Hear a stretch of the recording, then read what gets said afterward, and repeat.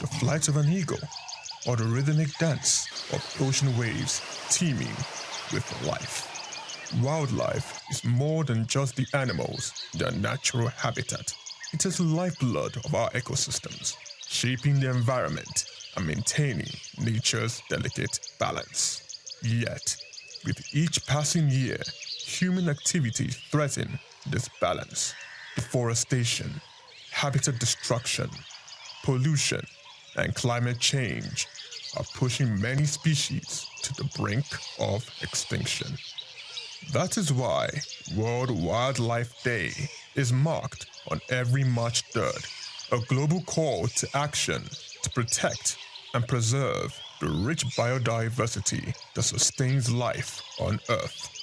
It is a reminder that wildlife is not just about the animals, it is about us, our survival, our food, our medicine, our future. Wildlife Conservation Finance, investing in people and planet, shines on a spotlight the urgent need for sustainable funding to protect ecosystems. It highlights the role of financial investment in safeguarding both wildlife and human livelihoods, because when we invest in nature, we invest in ourselves.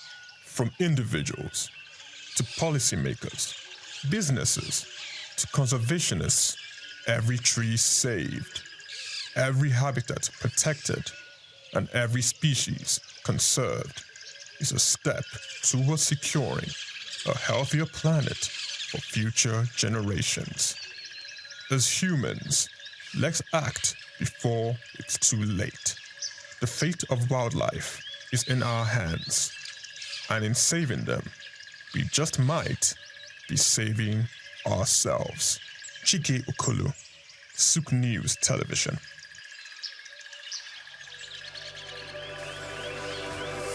Lithium reserves comes as countries worldwide scramble to secure supplies of the mineral which is essential for powering the green energy revolution. In this special report by Bayo Olaoye, the need to harness this resource for growth and development is examined, with the evolution of electric vehicles and renewable energy storage systems. Lithium is a key component in the production of batteries for electric vehicles and renewable energy storage systems, and Nigeria is positioning itself to become a major player in the global lithium market. Nigeria's vast lithium reserves, valued over $34 billion, is no doubt attracting world attention, while lithium factories are springing up in different parts of Nigeria already. The attention of the international mining industry is also focused on lithium because it is critical raw material for the production of solar panels and electric vehicles. Analysts predict that global lithium market could grow robustly over the next decade, driven by the rapid adoption of electric vehicles and renewable energy technologies. Data from a global future market insight showed that the lithium mining industry has emerged as a cornerstone of the clean energy transition, driven by the skyrocketing demand for lithium-ion batteries. The surge in lithium demand is driven largely by the electric vehicles market, which accounted for over 70% of the global lithium consumption in 2024, according to an Iranian-based research firm. With countries such as the United States, China, and members of the European Union pushing for next zero emission by mid-century, lithium demand is expected to escalate further. The federal government, indeed, the Ministry of Solid Minerals Development, should intensify efforts geared at renewing and resuscitating the viable lithium industry in the country to its full potential. As Nigeria diversifies its economy into other sectors, the lithium industry offers hope and expectation that this sector would earn more revenue for the country. Nigeria should not just watch with folded arms, but must strive with the political will to develop and strengthen the country's vast lithium reserves.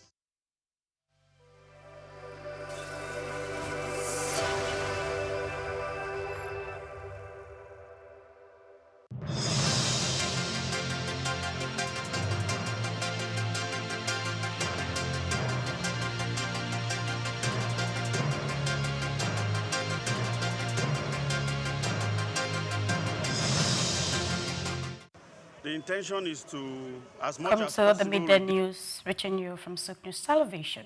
Of course, we're reaching from our studios in Lagos. I am Grace Komalafe. Let's begin with a major story. President Bola Tinubu is set to meet with the heads of electricity generating companies, GENCOs, to find solutions to the 4 trillion naira debt threatening Nigeria's power sector. This move follows urgent talks between the Minister of Power, Adebayo Adelabo, and GENCO's leaders, where the government promised quick action to stop the collapse of power infrastructure. The government plans to pay a large part of the debt in cash and settle the rest with promissory notes within 6 months. Adelabo said the sector is in crisis and needs immediate support.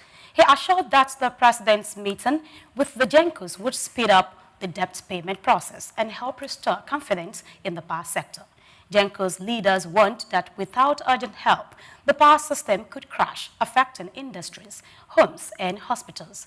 They also blamed poor payments, gas supply problems, and rising foreign exchange rates for the crisis. The government promised reforms, reduced levies, and public campaigns to encourage fair electricity pricing and better usage. Away from that, the Central Bank of Nigeria, CBN, says it spent the sum of 315.18 billion naira on the currency-related expenses in 2024, marking a significant rise of 306% from the 77.67 billion naira spent in 2023. The costs include printing, processing, distributing, and disposing of banknotes amid a severe cash shortage that affected Nigerians throughout the year. Despite efforts to stabilize cash circulation, Nigerians continue to face challenges, including long ATM queues. In response, the CBN enforced several measures, including fines on banks for cash management failures. Notably, 3 major banks paid 192.68 million naira in fines for issues like unfit naira notes and poor cash distribution. As the cash crisis persists, currency outside banks rose by 49.3%, reaching 5.13 trillion naira in December 2024. The CBN ramped up efforts to increase cash supply while also promising digital transactions. Moving ahead, the Presidential Compressed Natural Gas Initiative, PCNG, has begun enforcing a 40% reduction in public transport fares in Abuja on CNG-converted commercial vehicles in partnership with the National Union of Road Transport Workers, NURTW. According to PCNG CEO Michael Oluwagbemi, the reduction applies to various routes serviced by NURTW CNG-converted vehicles with specific cares reduced.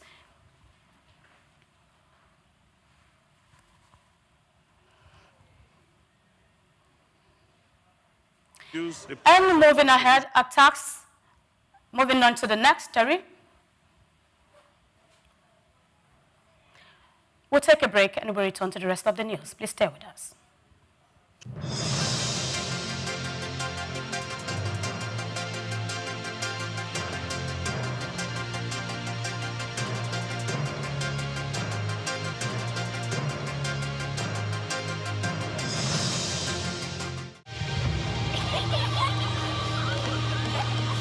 What keeps the heartbeat of a community alive? Is it the courage to create, the power to connect, the vision to transform? Well, it's all of this and more. It's a symphony of ideas, innovation, and industry. But where do these stories come alive? It's right here on The Isle, 104.9 FM, the station where dreams meet action and growth finds its voice. The Isle, 104.9. Business, economy, development. Stay tuned.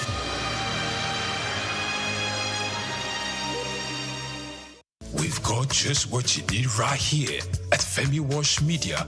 Call it the Midas Touch, and you wouldn't be wrong. Let us record, produce, mix, and master your audio like nobody does. Reach us on our contact today for the best quality job.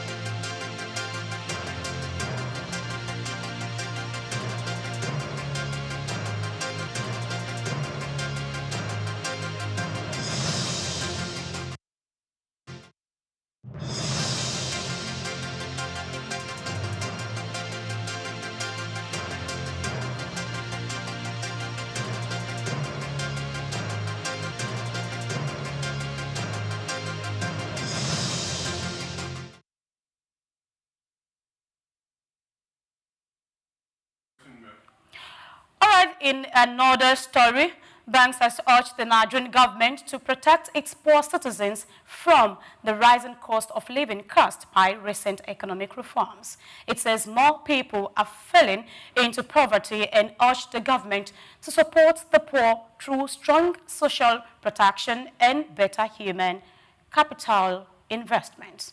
In its April 2025 Poverty and Equity Brief, the bank noted that although some reforms are helping to stabilize the economy, inflation remains very high.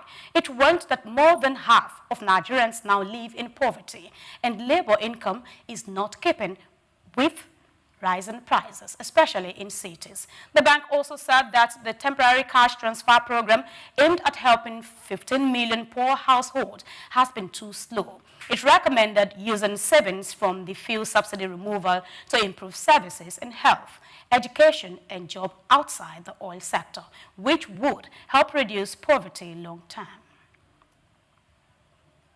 And now South Africa's goldfield has bought Australia's gold road resources in a deal worth 3.7 billion Australian dollars, approximately 2.39 billion US dollars. The company made the announcement on Monday, marking a big step in its growth plan. With this deal, Goldfields now fully owns the Gruyere gold mine in Western Australia. It had previously shared ownership with Gold Road, but now it will manage the low-cost, long-life mine alone. The deal comes as gold prices rise around the world.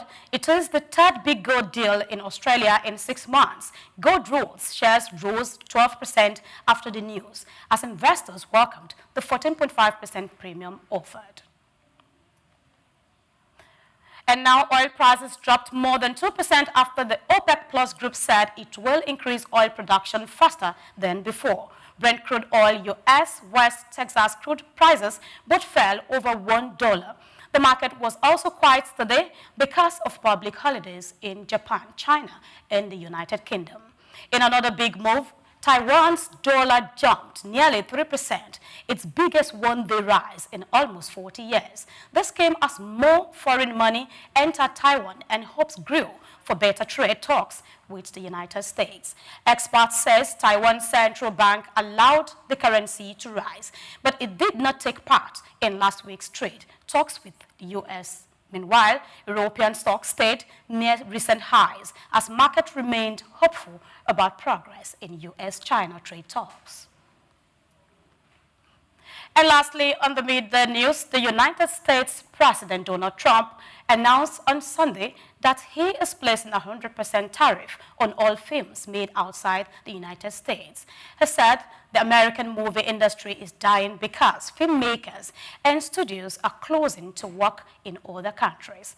Trump posted on Truth Social that this move is needed to protect jobs and national security.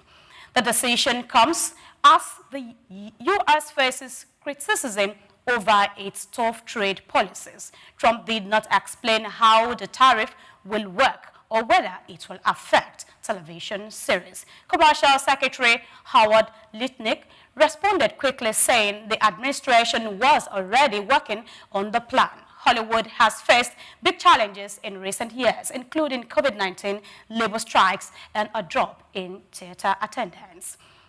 While the U.S. still spends billions on film production, many studios now prefer filming in countries like Canada, the UK, and Australia because of tax incentives. Industry experts says this new policy could make things even harder for Hollywood.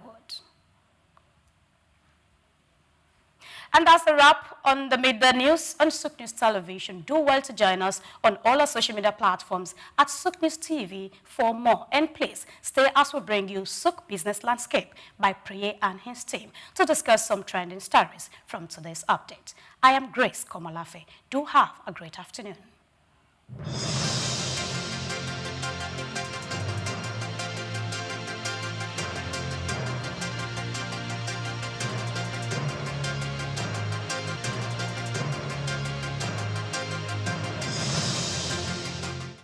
Known as the father of African literature, Chinua Achebe was born on the 16th of November 1930 in Ogidi, now Anambra State, eastern Nigeria. He was born to Isaiah Okafor Achebe, a teacher and an evangelist, and Janet Anienichi Iluegbunam, a vegetable farmer.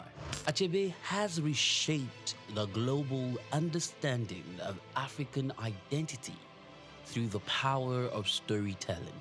Raised during the twilight of colonial rule, Achebe's education was steeped in both Igbo tradition and the Western values of post-colonial Christianity.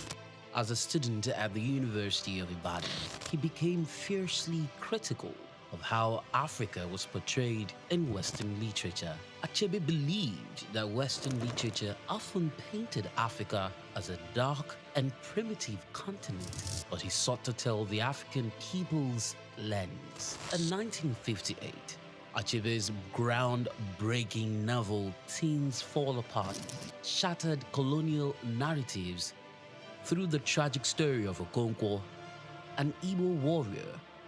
Achebe illuminated the complexities of African culture and the devastating effects of European colonization. Things Fall Apart became more than just a novel. It became a symbol of African resistance against the oppressive narratives of colonialism. Achebe was not just a writer. He was a passionate advocate for African self-determination, and his political activism made him a critical voice in the post-colonial era. Even after a life marked by personal and political struggles, including a car accident that left him partially paralyzed, Achebe continued to inspire. He taught at Bard College and later Brown University, where his influence reached new generations of writers and thinkers. He was married to Christiana Chinwe Okoli and they had 4 children. Sadly, he died in March 2013 at the age of 82. Chinua Achebe's legacy endures in his novels, his essays, and in the countless voices of African writers who follow in his footsteps. He gave us a voice, a story, and a vision of Africa that is ours to share.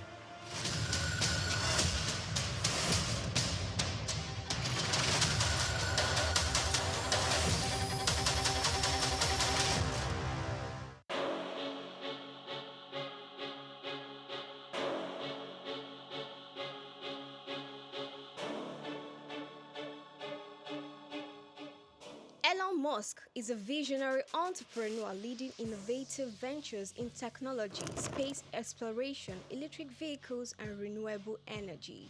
Musk was born on June 28, 1971 to a South African engineer and his mother, a Canadian model and nutritionist in Pretoria, South Africa.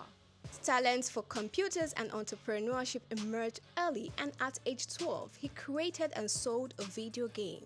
Musk studied physics and economics at Queen's University and the University of Pennsylvania. In 1995, Musk founded Zip2, sold to Compaq for $307 million. He also co-founded X.com, which became PayPal, acquired by eBay for $1.5 million in 2002. Driven by a vision for humanity's multiplanetary future, Musk founded SpaceX in 2002, developing affordable rockets to support International Space Station mission and NASA's Artemis program. He became a major investor in Tesla 2004, launching electric vehicles like Roadster, Model X, and Model 3. Tesla unveiled the Cybertruck, beginning deliveries in 2023. Musk acquired X, formerly known as Twitter, in 2022, aiming to enhance future and transparency. Musk has at least 12 children from multiple relationships, including Justin Wilson, Tallulah Riley, Grimes, and Siobhan Zilis. Through SpaceX, Tesla, and other ventures, Musk shapes technology and innovation globally, and his influence extends beyond business into politics and culture.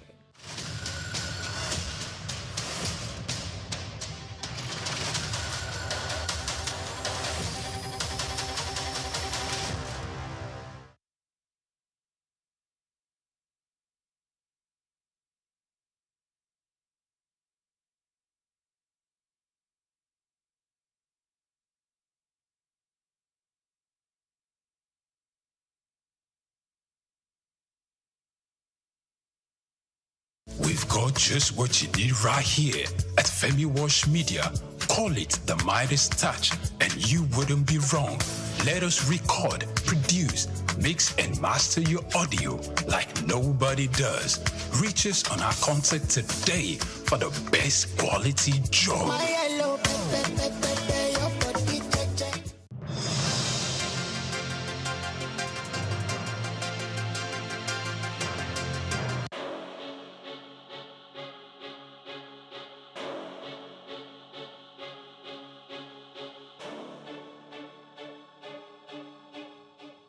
Elon Musk is a visionary entrepreneur leading innovative ventures in technology, space exploration, electric vehicles, and renewable energy.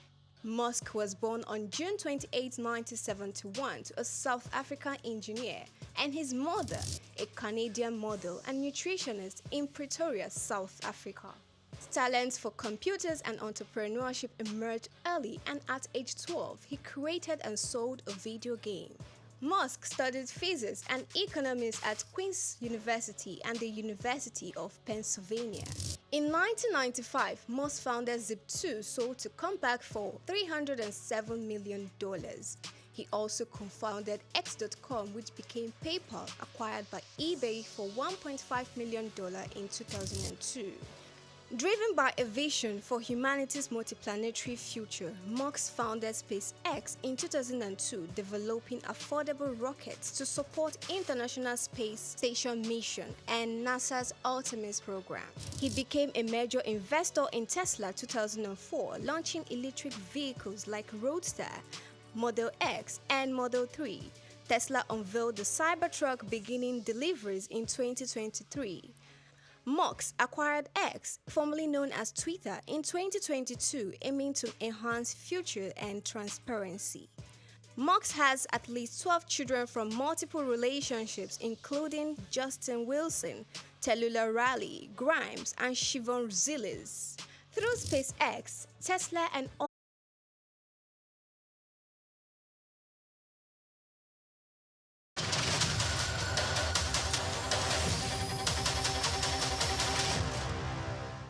Muhammad Yunus was born on the 28th of June 1940 in the village of Batwa, Chittagong, a British Indian colony which is currently known as Bangladesh.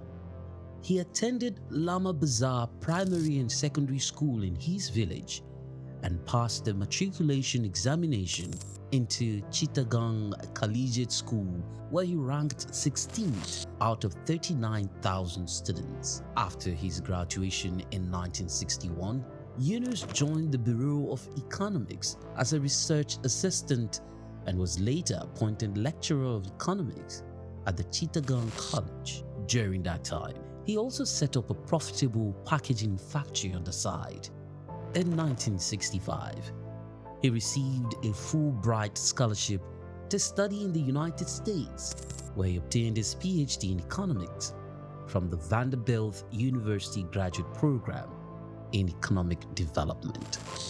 Between 1969 and 1972, after his keen education, excellence of apex heights and proportions in the United States, he returned home and was appointed professor of economics at the University of Chittagong. He was eventually appointed onto the board of directors to the United Nations Foundation, where he served for 33 years. When Bangladesh suffered a famine in 1974, Yunus Prize in 1994, Independence Day Award in 1987, Bangladesh's highest award, the King Hussein Humanitarian Leadership Award in 2000. He was also awarded the Volvo Environment Prize in 2003, Nikkei Asia Prize for Regional Growth in 2004, Franklin D. Roosevelt Freedom Award in 2006, as well as the Seoul Peace Prize in the same year. All humans are born entrepreneurs, he would always fondly say. His heart showed through his everyday life.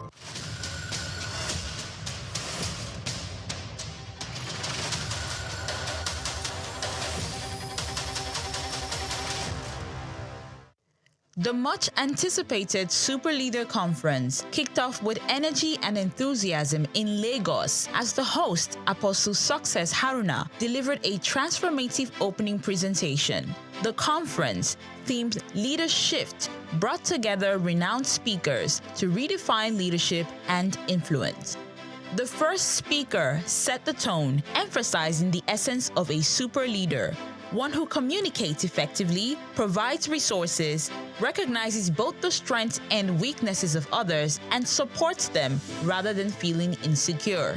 He also highlighted team building as a critical component of leadership. I said one of the factors is because our marriage is a beautiful marriage for 17 years.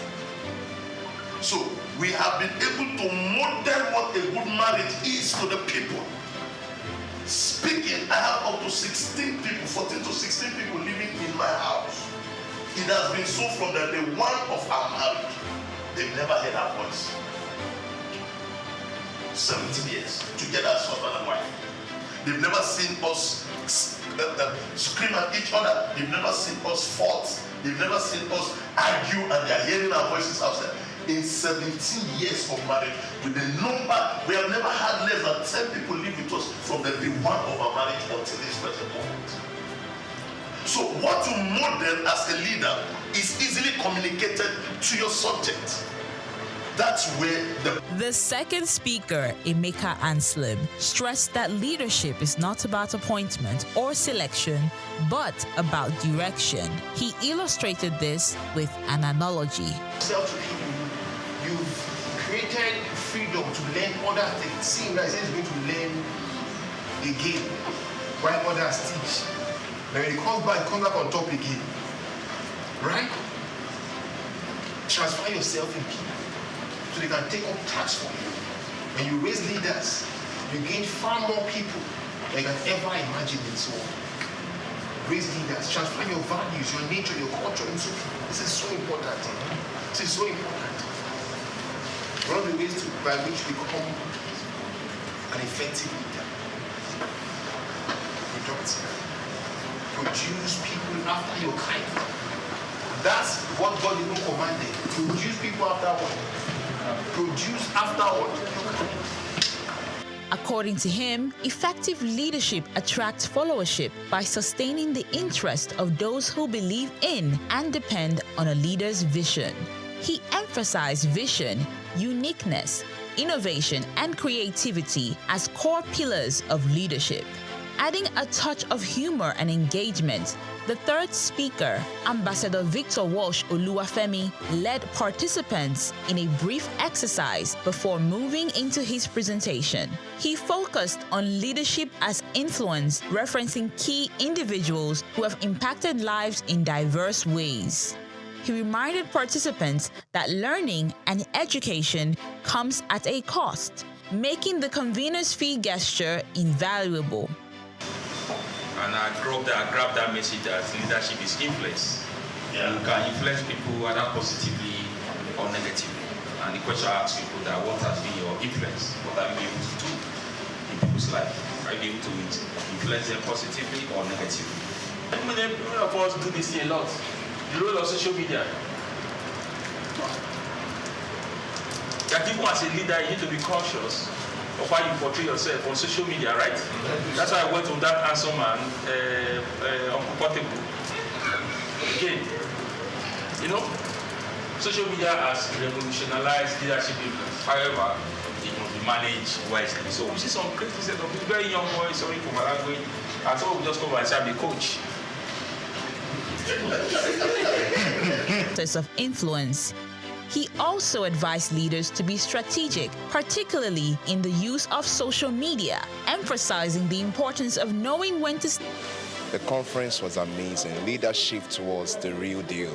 You know, it was content rich. All the speakers were very impactful.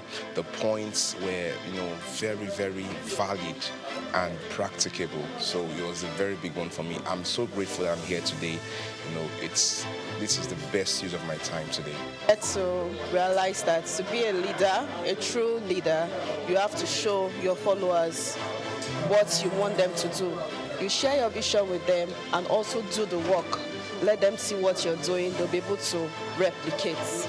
Basically, is for me, is emotional intelligence in influence, in influencing people.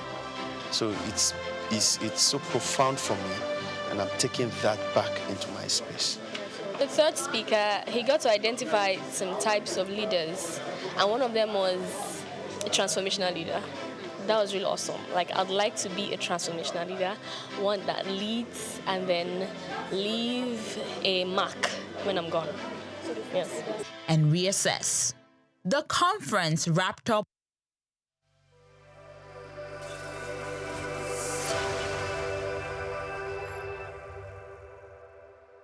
Anthony Onyemaechi Elumelu was born on the 22nd of March 1963 in Jos, North Central Nigeria, to Susanna Dominic Elumelu, originally from Delta State.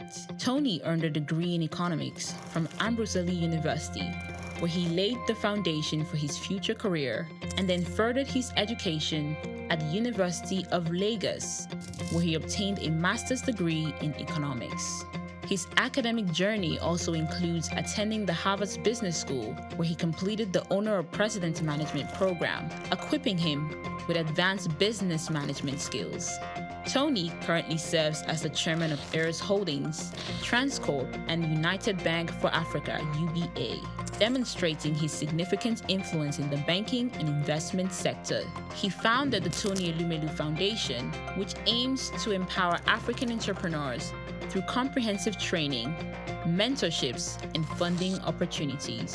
In addition to his professional achievements, he's also a family man, married to Dr. Adele Vivian Elumelu, and together they have 7 children. In 2020, his efforts were acknowledged when he was named one of Time's 100 most influential people in the world. Anthony Elumelu's net worth is estimated to be around $700 million, a testament to his successful ventures and strategic investments. Elumelu continues to be a driving force in the business world, advocating for sustainable economic growth and empowering the next generation of African entrepreneurs.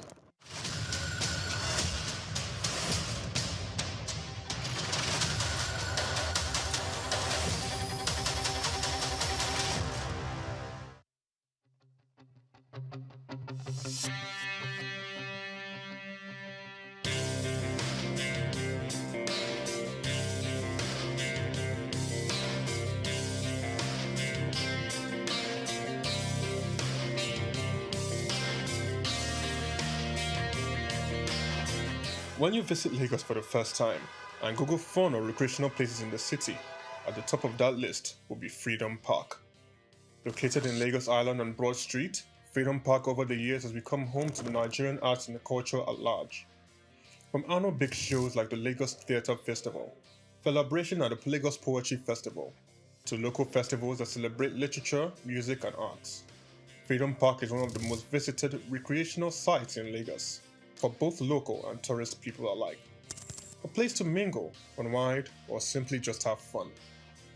Freedom Park, however, hasn't always been a place of fun and games. It has a history that dates to 1861, when Lagos was made a British colony. In 1885, Freedom Park was built as a fortified prison from imported bricks. It was referred to as Her Majesty's Broad Street Prison. Some prominent political prisoners were held in the prison, people such as Herbert Macaulay, Michael Imodu, and Obafemi Awolowo. In 1979, Her Majesty's Broad Street Prison was destroyed, reduced to a dumping ground. It was later rebuilt in the 1990s, celebrated in 2010, Nigeria's 50th Independence Day. Freedom Park still holds a bit of its history within its walls. In the museum, where there are pictures and artifacts. Some of the old prison facilities have been converted into leisure facilities that people visit and enjoy today.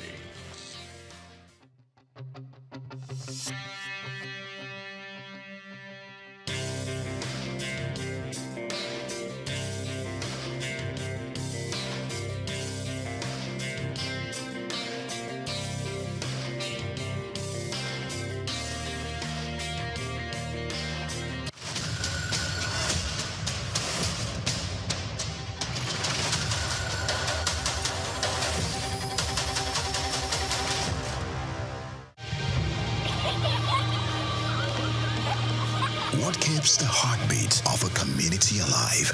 Is it the courage to create, the power to connect, the vision to transform? Well, it's all of these and more. It's a symphony of ideas, innovation, and industry. But where do these stories come alive? It's right here on The Isle, 104.9 FM, the station where dreams meet action and growth finds its voice. The Isle, 104.9. Business, economy, development. Stay tuned.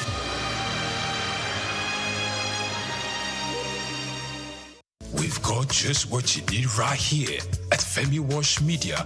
Call it the Midas Touch, and you wouldn't be wrong. Let us record, produce, mix, and master your audio like nobody does. Reach us on our contact today for the best quality job. At the Africa Development Studies Center, ADSC, we are committed to driving sustainable growth and development across Africa through innovative training and research. Our mission: empowering leaders, policymakers, and professionals with the tools they need to create lasting change. With customized training, dynamic research programs, and study exchanges on leadership, management, and other critical development topics, ADSC offers a platform for exchanging cutting-edge ideas and global best practices. We provide comprehensive services in research and consultancy, capacity building and training, education programs, publishing and knowledge sharing. Our esteemed faculty, composed of seasoned experts and researchers, ensures a learning experience that is insightful and practical. We specialize in policy development, implementation strategies, monitoring, and evaluation. At ADSC, learning is engaging and enjoyable. Our unique methodology includes talks, interactive exercises, games, video screenings, and lively seminar discussions, all in a comfortable and friendly environment. Ready to make an impact? For more information, email us at info@adstudycenter.com or call +234 912 439 2362.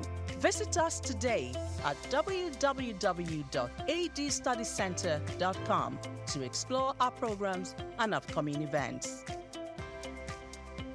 Africa Development Studies Center, rethinking development for Africa.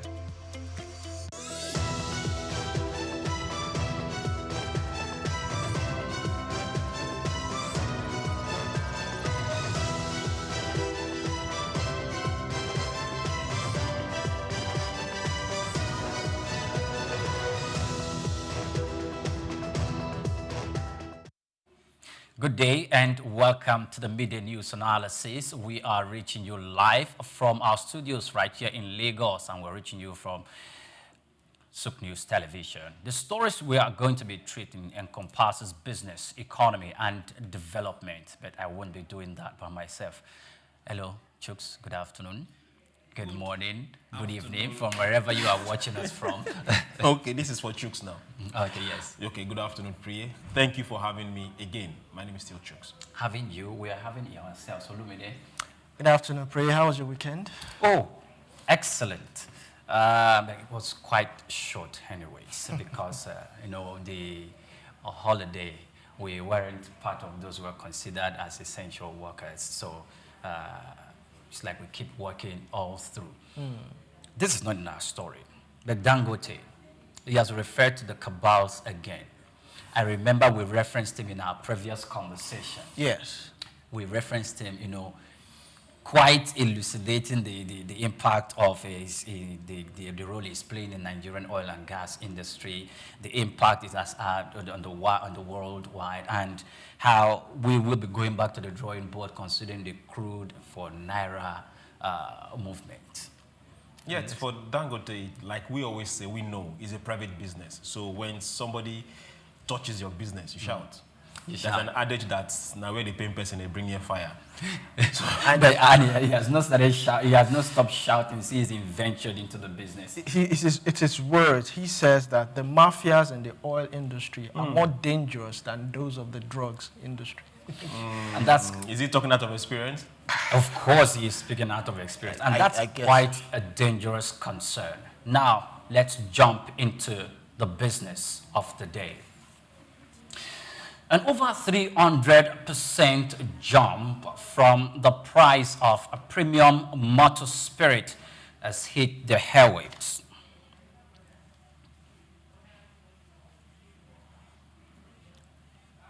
Now, again, straight to the stories. We are taking it from the beginning, and it has to do with the Central Bank of Nigeria. The Central Bank of Nigeria spent 315.18 billion naira managing currency in 2024, and over 300% jump from the 77.67 billion naira recorded the previous year as the country battled a severe cash shortage triggered by the naira redesign policy. The CBN's latest audited financial statement revealed that the currency issue expenses surged by 305.7% at the central bank. And at the bank level and at the group level, the costs escalated even more dramatically, rising from just 1.11 billion naira in 2023 to 238.65 billion naira in 2024. Now, the Apex Bank attributed this increase to the operational strain of distributing, retrieving, and replacing currency nationwide during the cash crunch. The Naira redesign policy introduced in late 2022 was intended to promote financial inclusion and reduce cash-related crimes. However, it led to widespread disruption in the cash circulation by early 2024.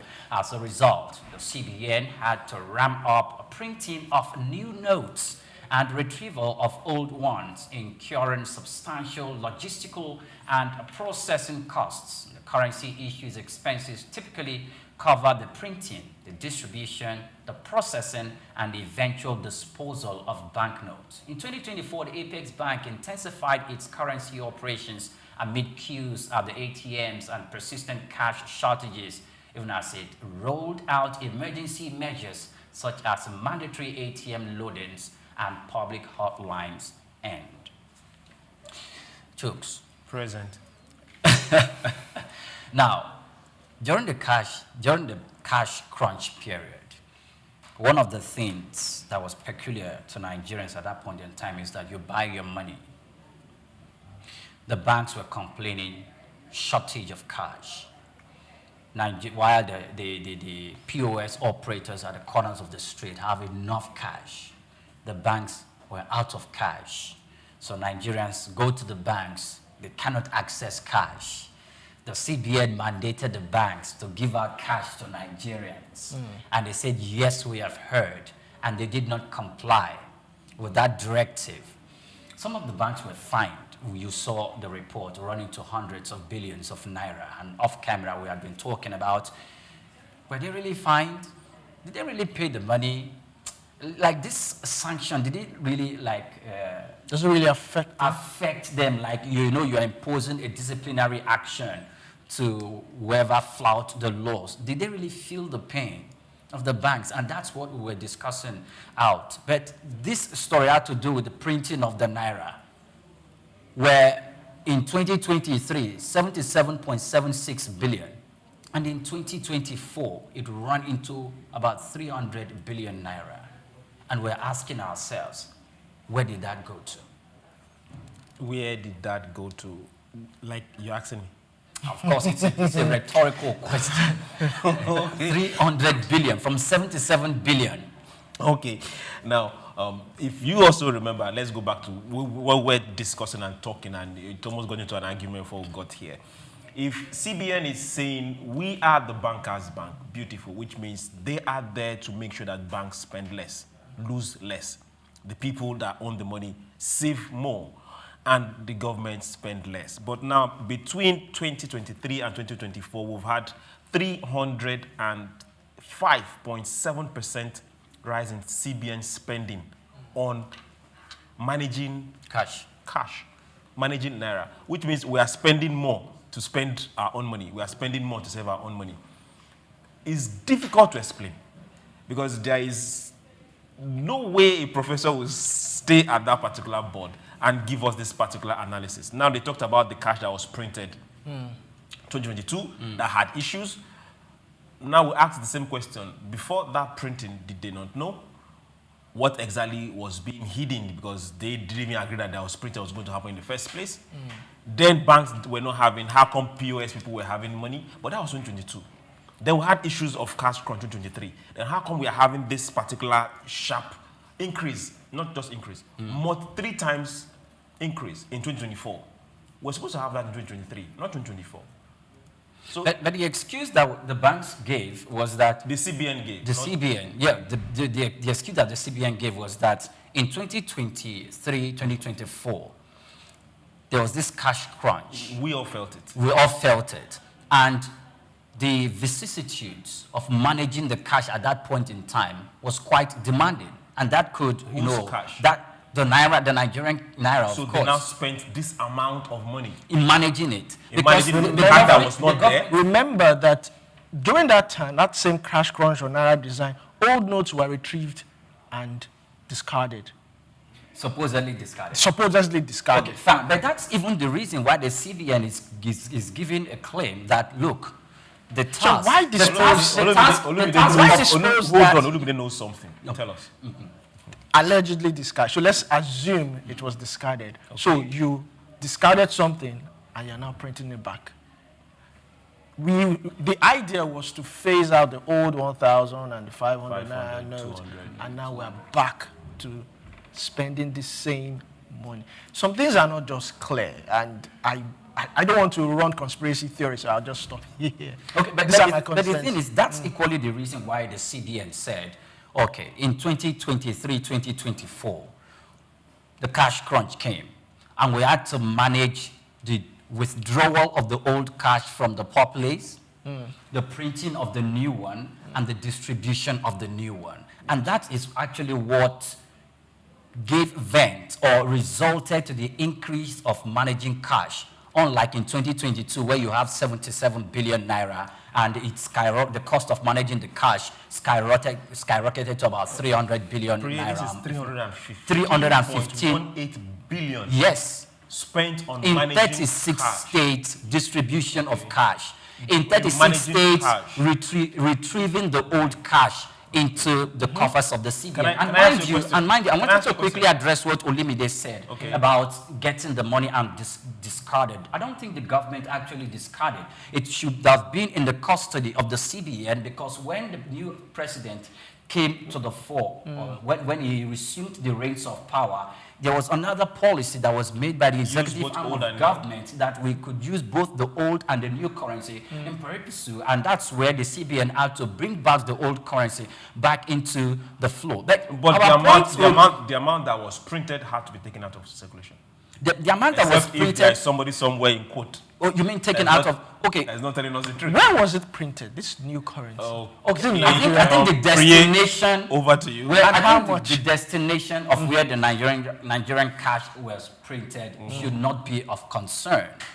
Really? It should not be of concern at this moment in time, because if we are talking about the Nigeria, we are talking about the shortage. Can I ask a question? Should my president be of concern to me? No. Okay, let's deal with the issue. If my president can be of concern to me, let's deal with the issue and let's not deviate. Okay. Let's deal with the issue. Okay. The issue is the shortage of cash.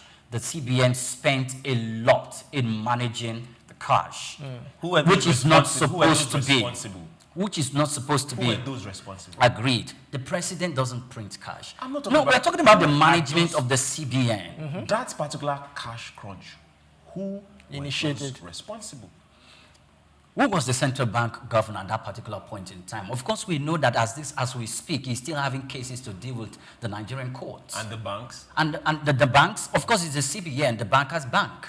The banks that the monies were sent to, and they were not giving it to. Okay, I hope you also knew that some of these banks were criticized for involving in politics, and some of their license has been withdrawn, and their boards have been sacked, and the government, as we speak, has appointed the new board in those banks. If I may say, this is one of the problems we have in Nigeria, whereby one administration starts something, another administration comes in and cancels it, which is likely what happened.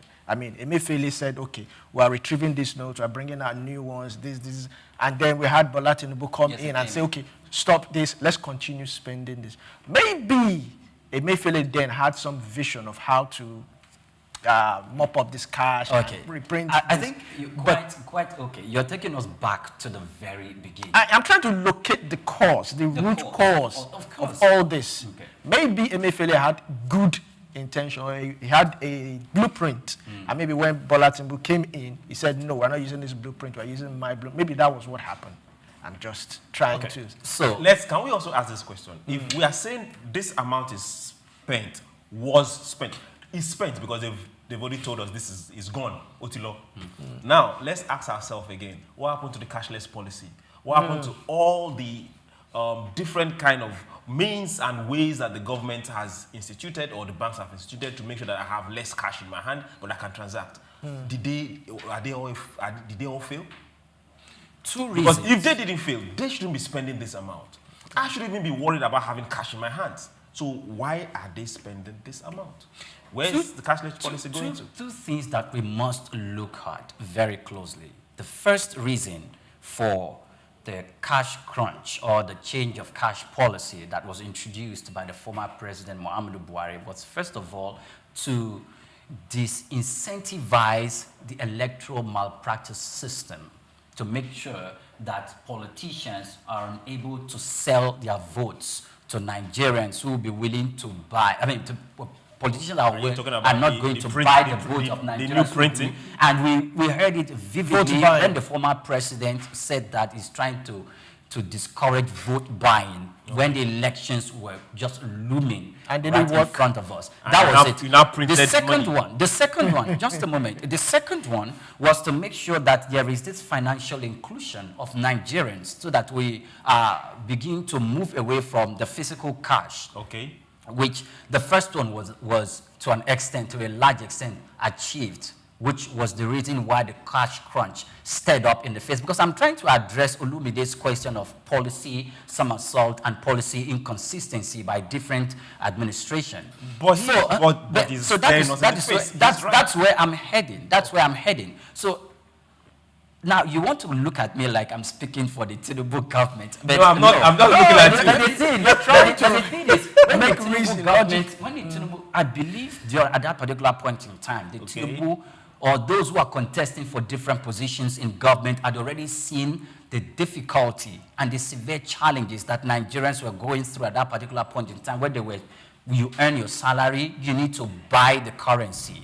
Because not everybody in Nigeria has been involved in that net of cash inclusiveness, because a few shops and a few businesses in the country could make use of the ATM where you have to pay with your cards. But when you take public transportation, you do not pay with your cards, you pay with Naira. When you go to Oshodi to want to buy pepper, to want to buy Maggi, or you want to buy fish, you know, you pay with you pay with cash. Though some can say, okay, can you do me a transfer? And those are very, very few people.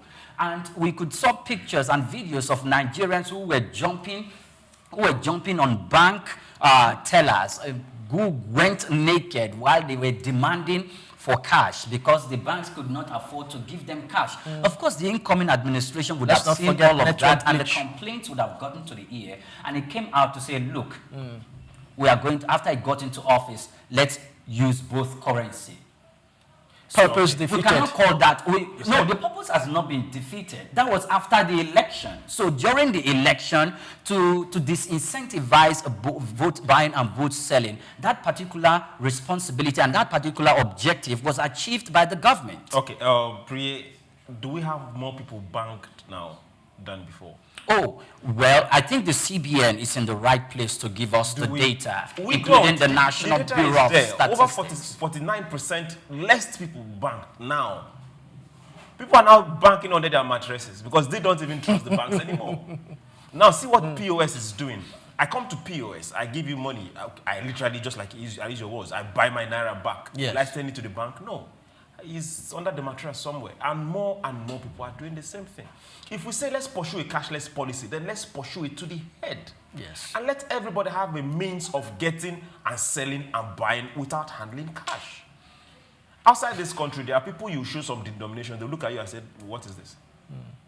So we can also achieve it here, even right here in Africa. The 49% that you referred to was not the number of persons that were less banked in the country. The 49% that you referred to is the amount of money in circulation. In circulation. In the hands that is outside the banking system. Is outside the banking system. In the hands of who? That's outside the banking system. In the hands of who? Of course. Those that are not banked.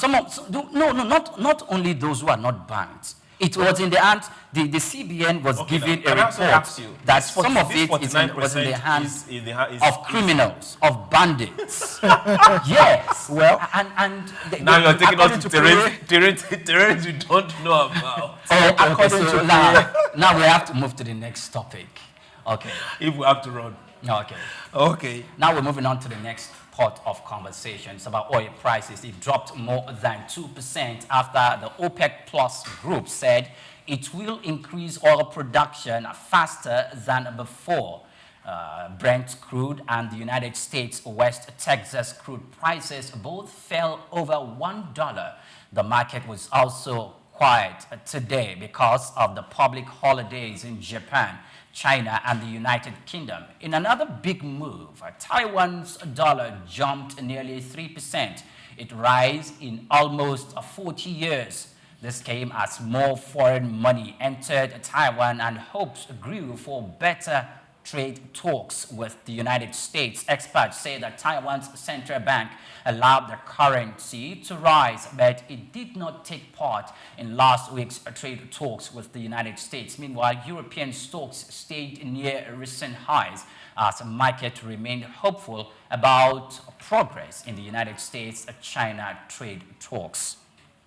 OPEC in 2022 talked about 5 million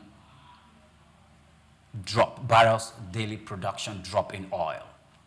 And that's because there had been a plan in the pipeline to reboost the demand of it. As we speak, Brent crude in itself has dropped less than $60. 59 thereabout. And so, but my logic, or the logic I'm trying to draw from OPEC's action in 2022 and the recent plan to increase it, is what is missing in the whole equation, with other OPEC members being sanctioned for not complying to the quota production. Countries like Kazakhstan is also in the mix for being sanctioned for non-compliance, and begin to wonder, is it because President Donald Trump is looking at his journey or his visit to Riyadh in Saudi Arabia, which seems like the major participant in OPEC Plus? Is that what is required for it? Because Trump is calling for more production from the United States. Yes, thank you, Priye. Sorry, I am pro-African. So most times when I see this kind of news, I look at it from how is it going to affect us? Or how is it affecting us already? Whether we like it or not. OPEC is saying that from June 1st, they are adding 411,000 barrels per day. Now, when this kind of statements, issues, news, or events happen, it affects the market worldwide. It has affected the US market, it has affected the European market. Some of the stocks and shares are dipping as of yesterday, today, and it will also continue. Now, how does it affect us? For a lot of African countries, ours to be specific, our major dependence is oil. Oil prices is going down. Our benchmark in our budget was how much for crude? $75. Now it's 59 point something. So how are we going to achieve that? Now, also remember World Bank and IMF, they were shouting the other day that poverty is going to, that is their business though. Now, how is this going to affect us? This is where we want to see our own leaders, our own economists, our own politicians and business people come together and say, how are we going to mitigate this issue? Because government must make money to run government. We don't want to look at places where government will be depending on loans from any of these Brentwood organizations to augment what we are going to get as shortfall from oil. So how do we do that? That is what I think we should be thinking right now. US and Saudi, they are going to discuss their own issue. Trump is heading there. And whatever they are going to discuss is what's going to favor them. True. We are not in the picture. Let's always tell ourselves the truth. International diplomacy is all about self. We are not in the picture, so how do we make sure we are covered in all this? Because it's going to dip.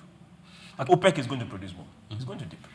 So when we look at Nigeria and the role it's supposed to be playing globally when it comes to oil production and how it has left that role completely into the hands of other competitors, and we seem not to even be in the mix. And considering the state of our refineries, because it doesn't look like at the moment we're even able to supply our domestic consumption yet. Apart from Dangote will always come into the mix, and we have not been able to equally meet the foreign obligations we have for crude to pay some of our debts outside the country. And with our local refineries, less than 40%, less than 50%. In fact, I was listening to an economist today, and he said Nigeria refineries in Port Harcourt, in Delta State, that we do not refine PMS, that we blend PMS. Yeah. So I'm going to equally look at that. But what's your perspective in role of this mix? I think we discussed this thing last week, and he made a point. Open up. What was your statement? Open up the market. Open up the market. Dangote is complaining that, mafias are giving him problem, this and that and that. So how do we even want to meet this particular benchmark now? We have a crisis of our own. Just like you rightly said, Port Harcourt, I was thinking, they told us that it was produced. Now you're saying they are not even producing, that they are blending. So how? Priye said that, right? No, an economist, Mr. Vincent. Mr. Vincent is an economist and an energy expert. Okay. He made that statement in one of the television programs, and he gave. So I went to look up that specific word about refining and blending. And so refining. It just didn't sit well with you. It didn't sit well. Oh, of course, the difference was clear. Refining had to do whereby you make use of the refining, you refine crude oil to produce crude, gasoline, jet fuel, and other components. But blending had to do with bringing a specific percentage of gasoline, a specific percentage of other components, then you mix it together to produce PMS. So when I looked at the process, it's quite more scientific. However, it is obvious that a refinery that is healthy and complete for production should be able to refine crude. But a refinery and not blend. So blending is more like the function of an incomplete asset or state infrastructure or state assets.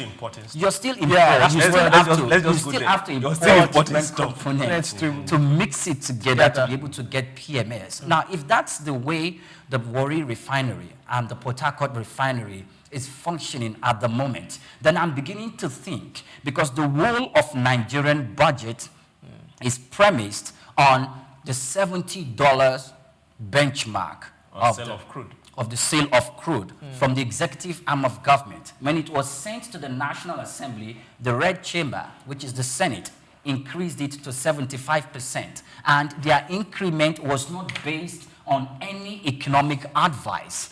Because I was wondering who were they listening to increase it that way for us to get 75%. And as we speak, the oil price globally it has dipped to less than $59, like you said. So if it is less than $59, that means less than $60 barrel in the international market. Then that means we have a whole lot to do. That means our budget deficit will run up because it will increase. How much the government will need to borrow from our creditors to facilitate our budget, the percentage will equally run up, and then we'll have less cash in our hands to fund the budget. In that specific case, what are we then looking at? We are looking at another case of inflation either steadily maintaining its current position or it's going to go up. However, we are equally supposed to look at the reduction in the local sale of oil. because the international price has dropped. And if it dropped locally, then we are supposed to have some form of respite in transportation. Because as we speak now, the crude oil is selling for 800 naira per liter. Between 800 and 900 naira per liter. That's PMS? Yes, that's PMS. Okay. So why are we not having this gain reflect in our economy? That's another question. Well, you are asking a whole lot of questions that the answers are very far away. But now let's really ask ourselves, this crude that is going down, and we not having enough money to fund the budget, what should we be doing at this point in time? Trump is heading to Saudi. I can bet you one of the things he's going to seek or ask for, because they are the major arms dealers and suppliers to Saudi, which he's going to hold on to, is telling him, okay, reduce OPEC quota, reduce OPEC production quota. Yes. And when that happens, what's going to happen? We'll now tell Africa or tell some other countries, so we have to cut down your quota. That is what's going on. It's international business, it's international diplomacy. Now, at the end of the day, what is Nigeria going to do? We're talking about this same production thing sometime last week. Cut out what we are producing for export. Give OPEC quota. Produce and drill and explore for local refineries. If it's difficult, produce and drill for Ghana, for people around you. They can't come here and tell you you can't pipe to Ghana, or you can't pipe to Senegal, or you can't pipe to your next neighbor, or you can't pipe to Dangote or any of these people around. I don't know if you understand. Kazakhstan or any of this country, they might not look at obeying the OPEC quota right now, because they know that they are also fighting for something. So everybody will come to the negotiating table and talk. But for we here in Africa, how are we positioning ourselves not to be disadvantaged in the run that we are disadvantaged already? One of the reasons why Donald Trump is heading to Saudi Arabia, when he came into office and he was giving his speech, he said, quote unquote, so I'm quoting the president verbatim, and he says, drill, baby, drill. Of course, it's and that means he's going to be drilling oil. Now, if he's going to be drilling oil, there are markets for the United States that are ready to buy. That means if OPEC quota is high up there, it's going to be quite competitive with the United States as a supplier into the international market. And while negotiating with Riyadh, that is almost like the main operator and the authority of OPEC, to tell them to cut down on OPEC production, could mean that the United States will have surplus of crude to sell in the international market. And so the question is, OPEC, who are you for? Are you for your members, or you are trading out the OPEC members to the United States of America? Well, that's a rhetorical. Is Trump coming to Nigeria? He's going to Saudi Arabia. Coming to Nigeria? So Saudi will put themselves first. Okay, so what does he stand to gain? What does coming to Nigeria if Mr. Trump was to come to Nigeria? I'll look for his number and I'll send him to you. Okay, because I know there are lots he stands to gain. However, we will be delving into another part of conversation when we return from this break. However, we are bringing you a clip on a breastfeeding day. Stay with us.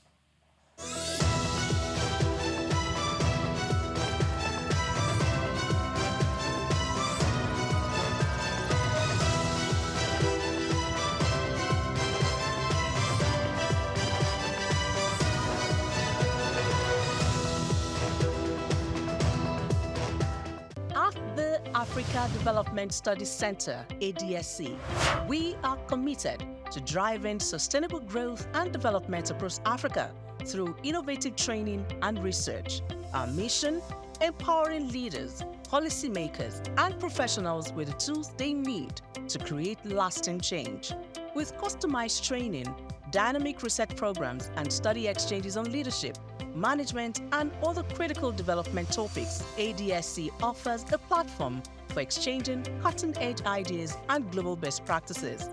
We provide comprehensive services in research and consultancy, capacity building and training, education programs, publishing and knowledge sharing.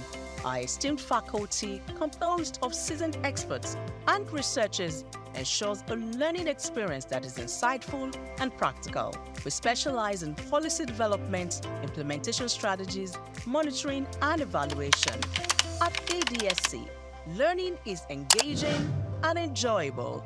Our unique methodology includes talks, interactive exercises, games, video screenings, and lively seminar discussions, all in a comfortable and friendly environment.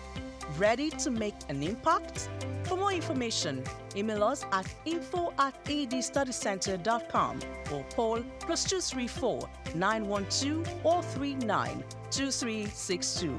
Visit us today at www.adstudycenter.com to explore our programs and upcoming events. Africa Development Studies Center, rethinking development for Africa.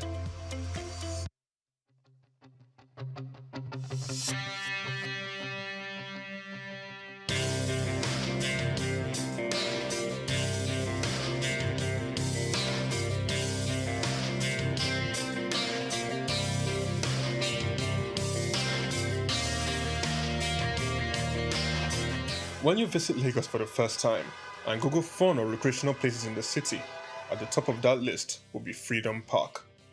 Located in Lagos Island on Broad Street, Freedom Park over the years has become home to the Nigerian arts and the culture at large. From annual big shows like the Lagos Theatre Festival, celebration at the Lagos Poetry Festival, to local festivals that celebrate literature, music and arts.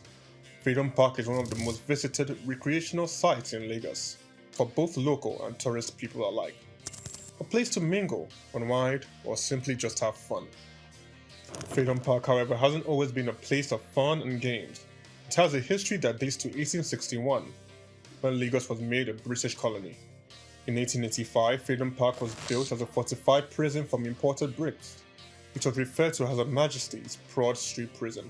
Some prominent political prisoners were held in the prison, people such as Herbert Macaulay, Michael Imodu, and Obafemi Awolowo. In 1979, Her Majesty's Broad Street Prison was destroyed, reduced to a dumping ground. It was later rebuilt in the 1990s, celebrated in 2010, Nigeria's 50th Independence Day. Freedom Park still holds a bit of its history within its walls. In the museum where there are pictures and artifacts. Some of the old prison facilities have been converted into leisure facilities that people visit and enjoy today.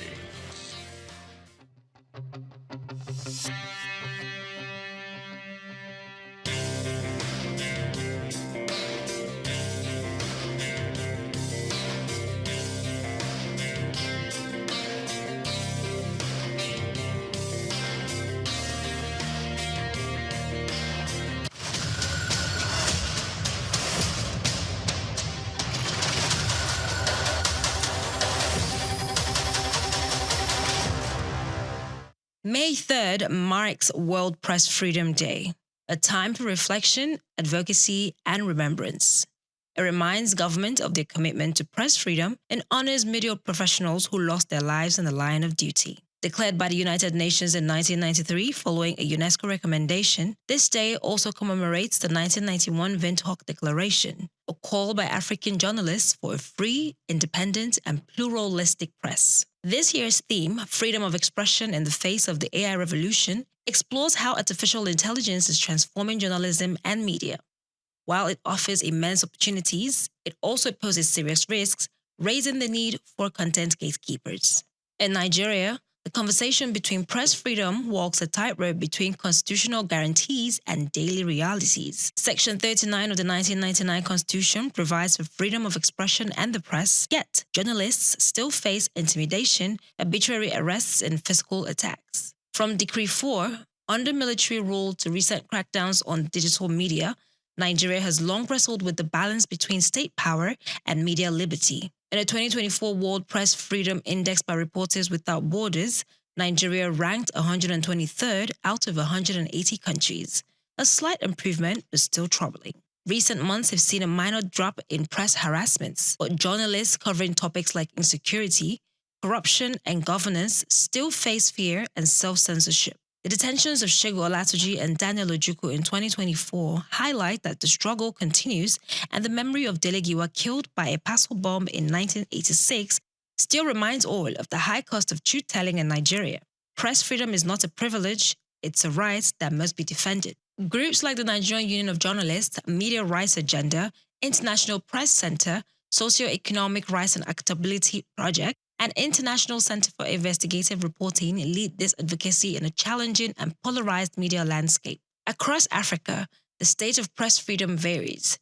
Namibia, Ghana, and South Africa rank high, with vibrant media cultures. Meanwhile, countries like Eritrea, Sudan, and Egypt remain hostile to journalists. Digital repression is a growing concern, with some governments using spyware, blocking websites, or shutting down the internet during protests or elections. Still, Africa's leadership, symbolized by the Windhoek Declaration, remains a guiding light. On the global stage, the picture is mixed. Scandinavian countries like Norway, Denmark, and Sweden top press freedom rankings, while conflict zones like Syria, Afghanistan, and North Korea fall at the bottom. A more troubling trend is the criminalization of journalists under national security or fake news laws, even in democracies.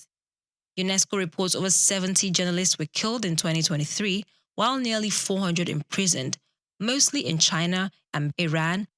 Nobel laureates Maria Ressa and Dmitry Muratov stand as global icons, enduring state crackdowns for speaking truth to power. Despite the risks, progress is being made. Legal reforms, stronger unions, digital safety tools, and cross-border collaboration help push back against repression. While journalists today have broader platforms and stronger global support, challenges around ethics, disinformation, and polarization persists. Press freedom must go hand in hand with the responsibility to report fairly, accurately, and without bias. As we mark World Press Freedom Day 2025, in Nigeria, across Africa, and globally, the journey continues. Every story told without fear and every voice raised is a step forward, a green light towards the actualization of press freedom.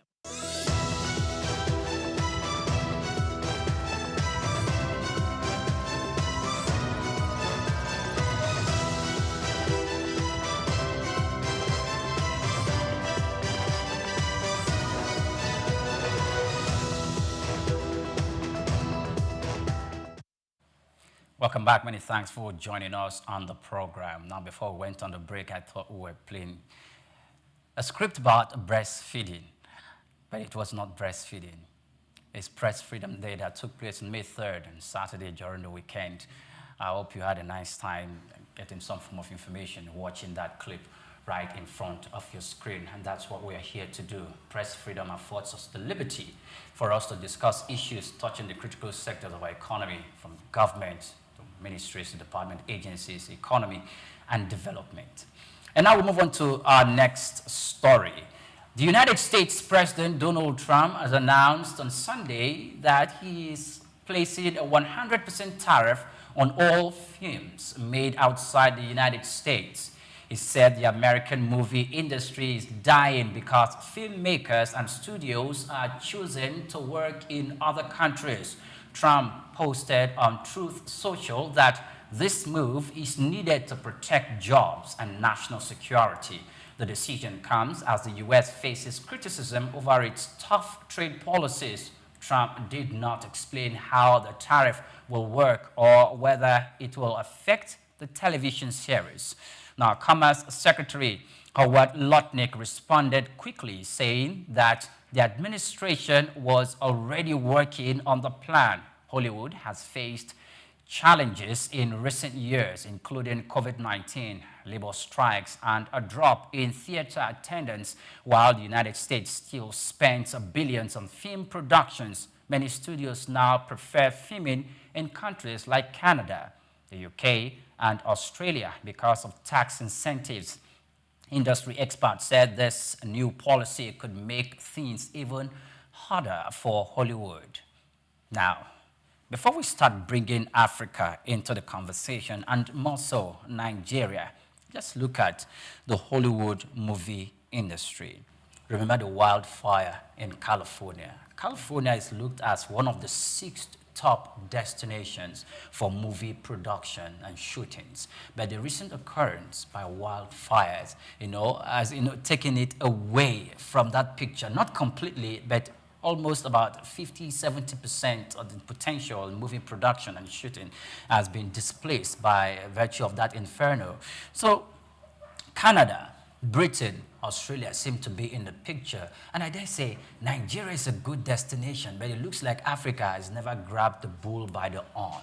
So looking at that industry, if Trump make this threat a reality, are they going to be on the receiving side, or are they going to be the beneficiaries of this policy?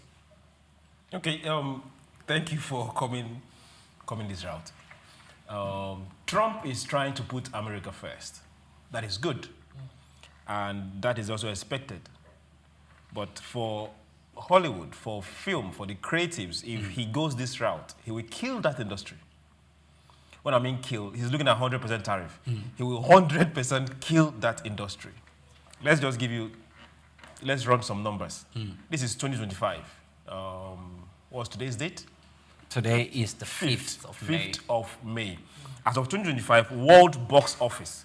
Now, I'm not going to call the name of the movies. Now, the number one movie has grossed 1,898,599 as of May. It's still in the movies, it's in the theaters, and it's still running. Now, domestic gross, 20.8 million. Foreign gross, 1.87 million. So what it made in the US is 20 million. What it made outside the US is 1.8 billion. The second one has worldwide gross, 873 million. Domestic, 390-something million. Worldwide, outside the US, 475 million. It's the same thing for all the movies. Over 50 to 90% of the monies are made outside the US. Is your product? Yes. You may shoot anywhere. Yes. It's made outside the US. Now, if you say this kind of policy is what you're going to institute, whereby movies that are not made in the US, you tell them to pay 100. Then what if we also do the same thing to you? How are you going to make this money? It's not possible. So these are places where we have to sit down. He has to sit down with these people and say, okay, good, how can we make better our industry? It's more expensive to shoot in the US than in any other country. Why? Because of a lot of policies that they've also put down there. In the 70s, a James Bond movie was shot here in Nigeria. Why wouldn't you take advantage of that to make it a norm? Is our own business. Now, can it get better? Yes. Why are they going outside? It's cheaper. It's a market. You bring your wares to the market. So if I can come to your village and buy yam cheaper, why should I stay in my village and cultivate it more when it's going to be more expensive than what I'm going to get from your own place? It's as simple as that. Now, you also have labor cost. They have a whole lot of laws down there in the US, unlike in some other places. I can come, wake up, and join a film cast and shoot. But there I have to join an association. I have to get somebody to vet me. I have to... It's just cumbersome.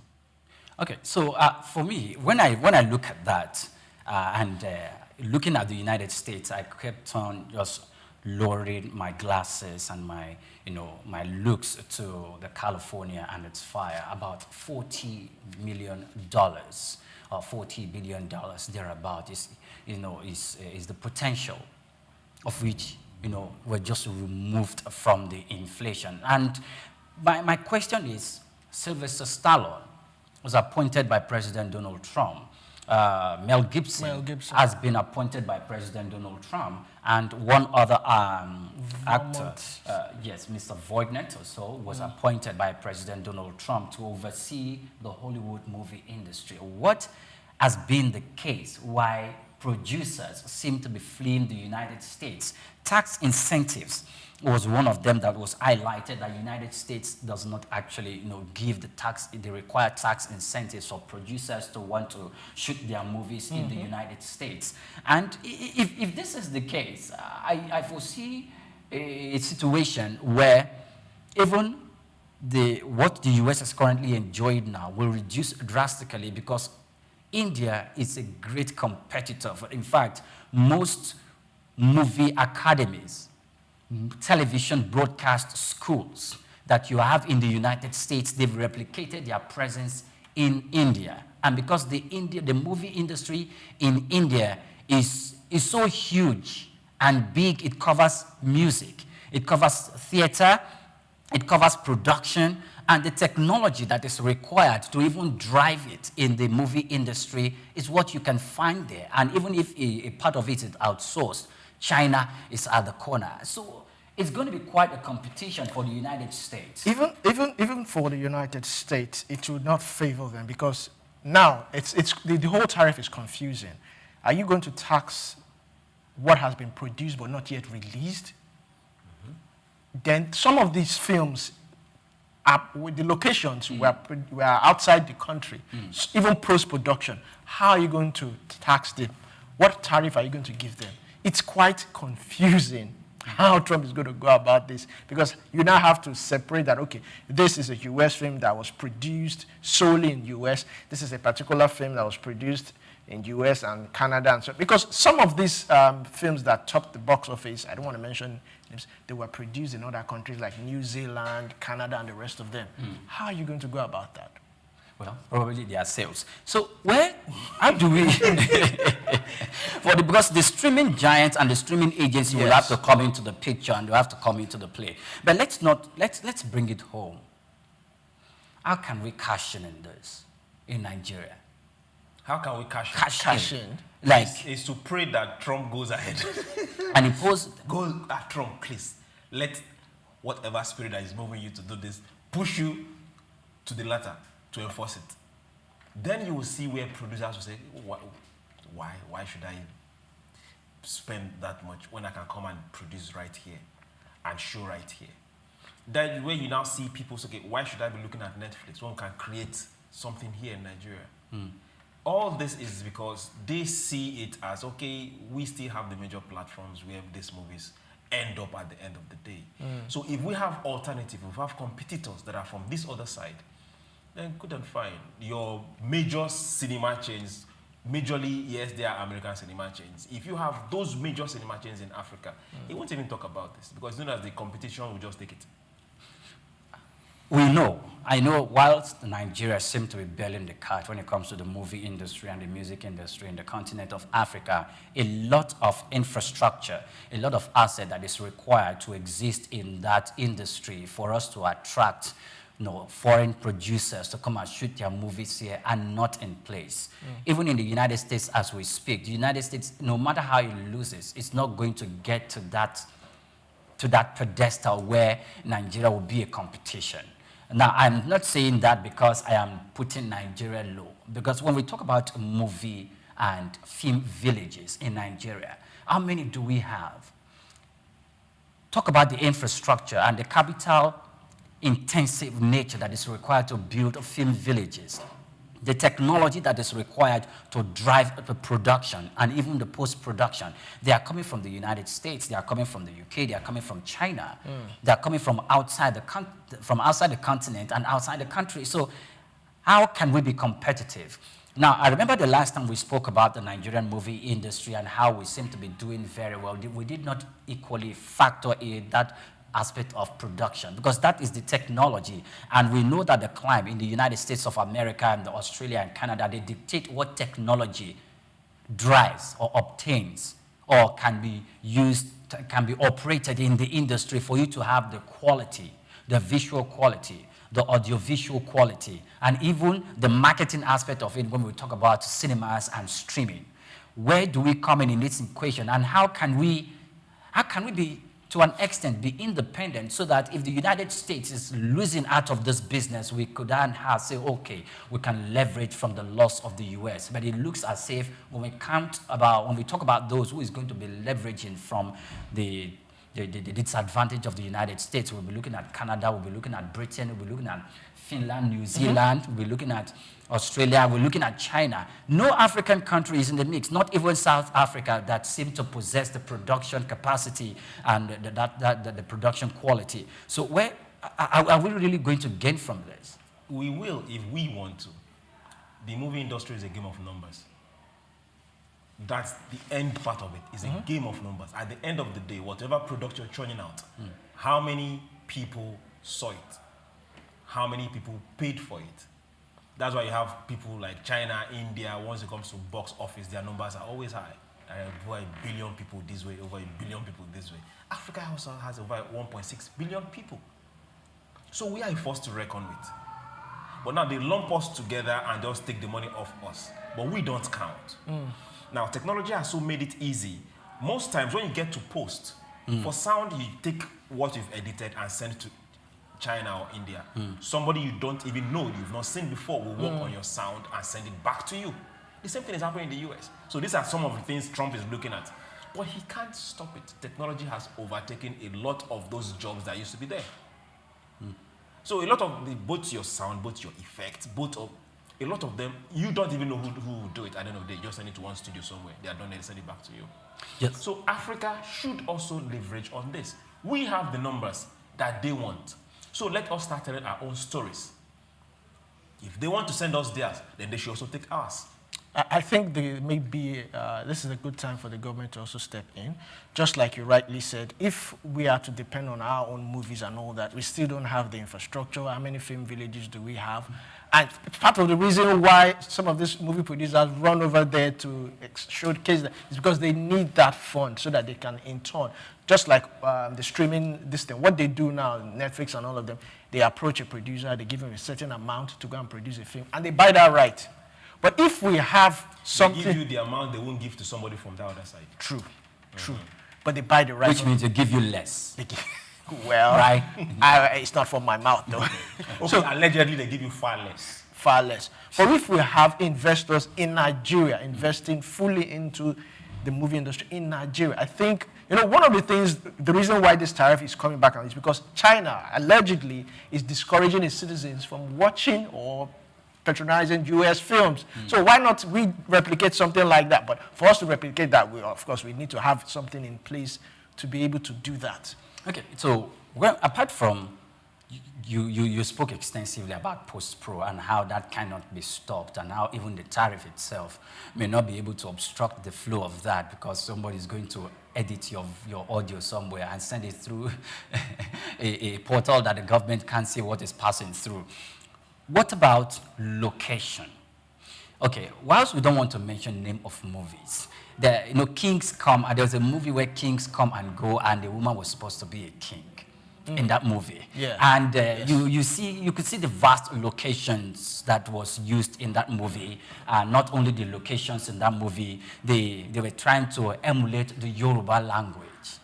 They tried to emulate the Yoruba language and they went into history about the Oyo Empire and the way the people are dressed and the intonation they were trying to command. And this doesn't actually align with what they were trying to typify. So in that particular case, I can say that they were trying to tell our story, but they didn't tell it properly. So what does it take for us to retell those stories and tell it appropriately, or maybe liaise with the producers of these movies that, look, this is the story you're trying to tell, but you're going to tell it wrongly.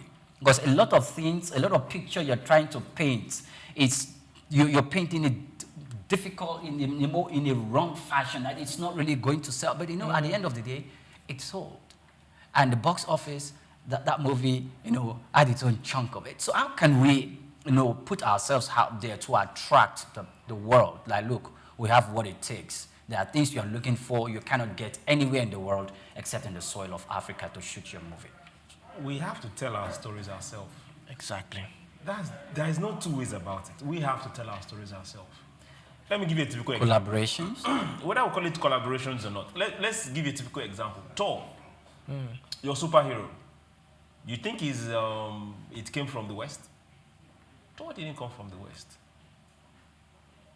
Thor is a story, an African story. It's just a particular mythical person that has been turned to a superhero and they call him Thor. But we have Shango here. You have Shango here. Yes. So it must you have Shango. I think some of us told Shango's story. These are stories that are African, that has been taken there, and someone somewhere stood and wrote. And a film corporation and a studio took it up. And they've milked that particular story for years and made billions of it. So we also have to start telling our stories. Take, for example, China. They have remained original to the extent that they have specific channels that are government-sponsored, directly focused on Chinese stories. You don't see anything outside that station that is not a Chinese story. None. To some channels, you don't even see them wearing things that are not Chinese made. So we also have started now. And that's government policy. Direct government-driven policies. So, you know, you mentioned Shango and all of that, and I laughed because even the story that you said was told by the Westerners, they told it in such a way that they inculcated technology into the whole mix of it that you could hardly tell that, the way technology was used to tell this story is quite different. So if you're going to tell a story, a local story, and you're calling it a Shango kind of story, and it needs to breathe out fire. What is the technology you are going to use to achieve that? And even if you're going to achieve that, we don't want to make it look like it's breathing out fire, and what we're seeing in our television screen is throwing out something else. Well, just like you rightly said, we have powerful stories. Now, imagine if we had someone produce the Modakeke War. It's a powerful story that a lot of people don't even know what happened. Even Odudua, some say he originated from Saudi Arabia. Why not have someone tell us these powerful stories? There are so many stories. We have demigods, we have so many things that we can actually tell. That film we were talking about, it was shot in Benin. Benin Republic. With the Oyo Empire and everything. I watched it. Now, imagine if it was done or produced by Nigerians. Imagine how much would have come back into... Now, we had foreign actors and actresses come to even act our roles for us. It was, though we had few Nigerians act and all that, but most of them were foreign. They had to, I watched the making of that film. They had to go to weeks of intensive training to learn our culture, learn all these things. Now, imagine if we had just Nigerian actors. Yes, they will go through training, but it will be less. The numbers of weeks. The Nigerians will have to be the ones who are going to be training them, or the Africans will be the ones training them about our culture. So, imagine the passion the foreigners have to tell our stories. We should be the one doing these things, but it all boils down to investors. Then we also have to kind of like sensitize Nigerians, because whether I like it or not, there are still some people who rather prefer to watch foreign films than watch Nigerian films. We still have those people. In Nigeria, let's not lie about that. I beg to differ. Okay. Now, if you show anyone a movie or a film that is well made, you will watch it. That's what I'm saying. I've watched some Nigerian films that I actually tuned off 10 minutes because of the quality of production. Just like you said, breathing out fire, and you see something that, those kind of things, you really need to work on it. And it takes a whole lot of investment, capital intensive. Some films take like 3 years, 4 years, 5 years. And I remember growing up, there was this particular producer, we heard that he produces film in 2 weeks. I don't know whether they still do that now. But, it requires capital, a whole lot of capital. It's a whole lot. All right, gentlemen, this is where we draw the curtain. And I hope we've had a nice time talking about this. The next time we will be in your face, if we are entertaining any business story that had to do with Nigerian movie industry, we won't be looking at just the content, location, production, technology, but the intelligence behind the stories. And not just the intelligence, how it pricks your mind to make you think, because you see foreigners shoot movies about law and lawyers and how they argue their cases in court, and you are intrigued and you want to watch it all over and all over again. Those are the kind of movies that young minds, the Gen Zs, the baby boomers, or the current generation wants to see the Nigerian movie industry and producers shoot. And we know that Nigerian movie industry has come a long way in terms of capacity to shoot.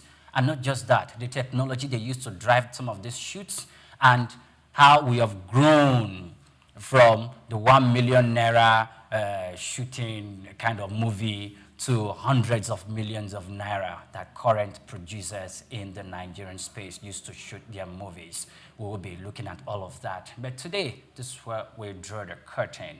And from me, I am Oyinpriye Krumale. Yes, thank you very much. My name is Souq. Always remember, tomorrow is always better. Take care. And I am Olumide Shokoya. Many thanks for watching.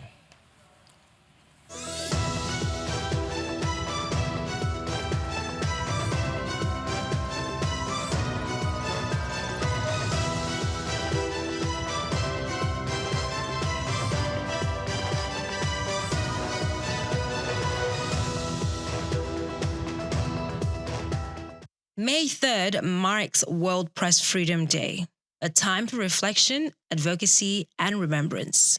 It reminds government of their commitment to press freedom and honors media professionals who lost their lives in the line of duty. Declared by the United Nations in 1993 following a UNESCO recommendation, this day also commemorates the 1991 Windhoek Declaration, a call by African journalists for a free, independent, and pluralistic press. This year's theme, Freedom of Expression in the Face of the AI Revolution, explores how artificial intelligence is transforming journalism and media. While it offers immense opportunities, it also poses serious risks, raising the need for content gatekeepers.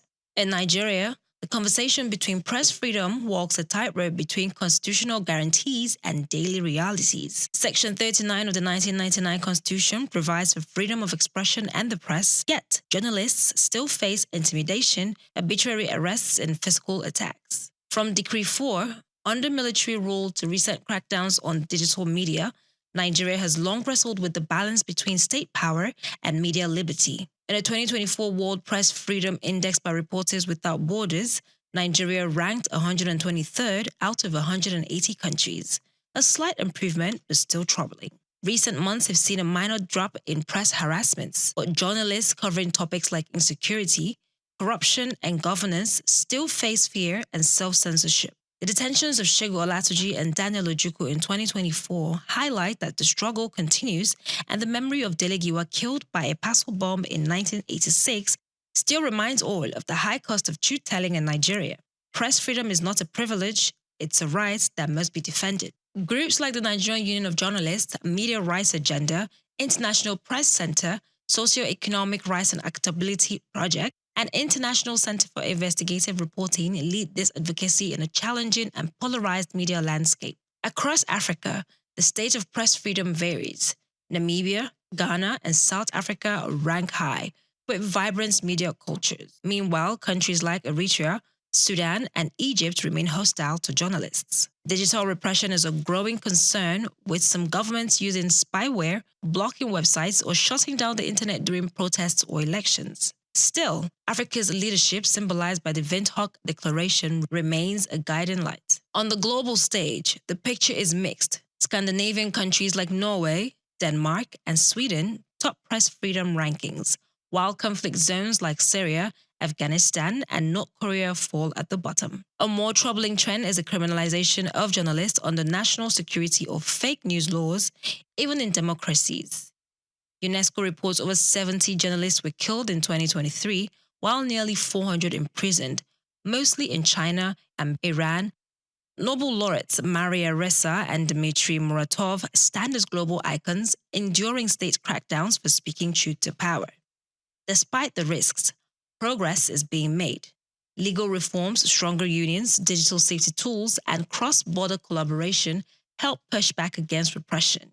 While journalists today have broader platforms and stronger global support, challenges around ethics, disinformation, and polarization persists. Press freedom must go hand in hand with the responsibility to report fairly, accurately, and without bias. As we mark World Press Freedom Day 2025, in Nigeria, across Africa, and globally, the journey continues. Every story told without fear and every voice raised is a step forward, a green light towards the actualization of press freedom.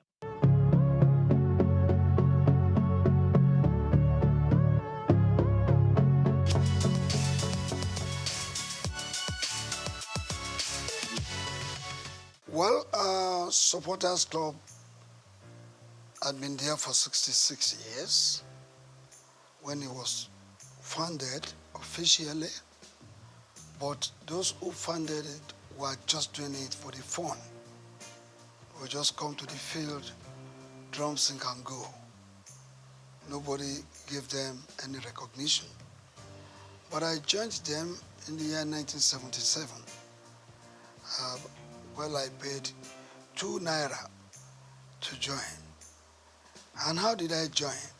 It was because of an incident that happened at the National Stadium. The Shooting Stars of Ibadan and the Bendel Insurance of Benin were playing the semi-final of the FA competition that year, and I had to go to enter the stadium. I paid 4 naira to watch the game. But while entering the stadium, the whole place was filled. And when I got inside, there was no place for me to sit down. So many of us were standing out there, people outside the gate of the stadium. There were more than the people right inside. So as at a point in time, while standing, some people just took me off ground and threw me into the crowd. And I started rolling until I landed on the culvert, concrete. Concrete slab. Before I knew it, over 50 people were on my top, and I could no longer breathe. So to me that day, it appeared I was going to die. But through the grace of God, I was able to wriggle out myself of that position. And the man directly on top of me had to leave, because what I did was by biting him, and I had to struggle to go under the concrete slab. And I was right there for the first half of the game, 45 minutes. I was right there under the concrete slab. I couldn't watch the game. It was the breeze that was coming from the outer part of the stadium that saved the situation. After the first half, you know, people will get up to go to the toilets, to go and buy drinks and meet their friends. I had the opportunity of coming out, and a good Samaritan gave me a small place to sit. Even at that, I was very unconscious. I was not comfortable. But the game ended. It was a drawn game. When the game ended, everybody left the stadium, but because I wasn't very comfortable, I had to wait in the stadium for like an hour and a half before I left. So when I left and I got home, 9 p.m. network news, breaking news. 32 people died in the stadium that day. And that, the thought came to me. I probably could have been one of them. But I thank God. That was what informed my decision to say, I will not go to the stadium again until I have the best way to go into the stadium without being killed, maimed, or injured. And I decided to move with those people, and I joined them. But then we were just doing it. Maybe 20 of us, 15, 30 of us, we meet under the trees of the National Stadium, and we go home. And since that period, immediately I became a member. I introduced what they call flag bearing. When from 1977 to 1990, every Nigerian team that came out of the tunnel or goes out there outside Nigeria to play, you will see the Nigerian green, white, green flag being carried by one person. It's me. I did that flag bearing for 13 whole years. Whenever the team is played, I will be there with them, whether it's the Super Eagles, the under 20, the under 23, the Falcons, and the rest, all our national teams. Even our club sides going out to play Continental, when you see the green, white, green of Nigeria, I used to be the one carrying that flag. So I was with them, and I rose within the ranks from being an assistant secretary to becoming the National Secretary and also the chairman of the disciplinary panel of the Nigerian Football Supporters Club. And by 1990, I was voted to be the chairman. That was when the thoughts of registering the club came. So when you hear that the Nigerian Football Supporters Club founder, officially because of its registration, I did the registration. Registering the club, I moved it from Lagos to Ibadan, Oyo State. I'm an Ibadan man. Charity begins at home, they say. So I went to Ibadan. From Ibadan, I moved to Bauchi. I moved to Abuja, Kano, Port Harcourt, all the states of the Federation.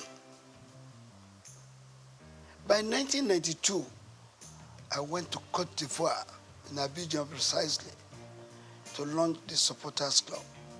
I went there physically, bringing the Nigerians together, those living in Abidjan. I formed the Supporters Club and launched it officially. I left that place, I went to Ghana. I launched it in Ghana. Leaving Ghana, I went to Gambia. I went to Burkina Faso. I went to Mali. I went to Republic of Benin. I went to Togo. I went to all the countries of Africa, putting the Supporters Club in place in those countries. By 1995, I moved to the United States of America. I launched the Supporters Club at the Giant Sports Stadium in New Jersey in 1995. After that, I went to France in 1997 to launch the Supporters Club in France in 1997 because we were already thinking of going to France to play in the World Cup. And if the Super Eagles will not have enough supporters there, what will happen to them? Don't forget that I led the Supporters Club to the United States of America for the very first time we played in the World Cup in 1994. I was at the Copa America in 1995. That was when I had the opportunity of launching the Supporters Club in America. In 1996, I led the Supporters Club to Atlanta in 96. And the winning of the trophy, the gold in football event, made possible by the Supporters Club, support of the Supporters Club. Because when you listen, when that match, you remember that we played a match with Brazil in the preliminary stage, and we lost 1-0. But we had the opportunity again to meet them during the semi-final. And during the semi-final, Brazil had given us 3 goals. We were trailing 1-3 at the interval. And when the second half came up, we were given a penalty, I think 25 minutes at the end of the game. One of our players, I don't want to mention the name, but he knows, he lost that penalty kick. That was when God told me, sing this song. It's a miracle working God. It's a miracle working God. He's the Alpha and Omega. He's a miracle working God. Of course, my members chorused. Indeed, miracle came. We scored the second goal. And the then Minister of Sports, Chief Jim Nwobodo, came to our stand and said, let it go. I heard you guys singing, it's a miracle working God. It's like God is going to make a miracle to happen today. I said, yes. And we continued. I changed the song. I have a Father who never fails. I have a Father who never fails. I have a Father who never fails. Who never fails. who never fail, forevermore. Amen. Jesus never fail. Amen. Jesus never fail. Amen. Jesus never fail. Jesus never fail. Jesus never fail. Forevermore. We scored the third goal. Then another song came. Boya chukuna gaza. Boya chukuna gaza mere. Messiah yobiuma. Boya chukuna gaza. The match ended and there was to be the extra time. And that time it was a sudden death rule. Immediately I sang that song, my people chorused. And the ball was coming to Kanun Wakwo. He was backing the goalkeeper. Tested the ball, raised it up, turned around and tapped it to the net. And that was the 4 goals the Nigerian team scored against Brazil. And they started crying. And I decided to form another song. When Nigeria beat Brazil, when Nigeria beat Brazil, oh, Bebeto start to cry. When Nigeria beat Brazil, why Bebeto? Because they pulled him out. They were thinking they were reserving him because they thought they would meet Argentina in the final. Unknowingly to them, that they will be beaten, they don't know. So I did that song, and we sailed into the final, meeting Argentina in the final. And that again happened. Argentina was leading us 2-1, but we came from 1-2 to beat them 3-2. Yeah, to answer your question, I did that to tell you what the supporters club is to the team. And what this man felt by registering the club is that I have that belief. And it is general. Everybody must have it. That this is Nigeria, it's our country. We have to do something by giving it a positive image, whether in Nigeria or outside. You do know that all of us cannot be Mr. President of Nigeria. All of us cannot be governors, and not all of us will be members of the National Assembly. But all of us as Nigerians have special roles to play in giving our country a befitting and positive image. That is the reason why this man has been following football supportership all the time to date.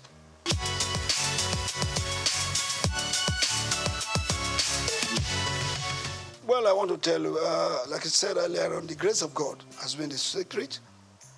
The other secret is that my members, I get them reoriented to believe in my vision.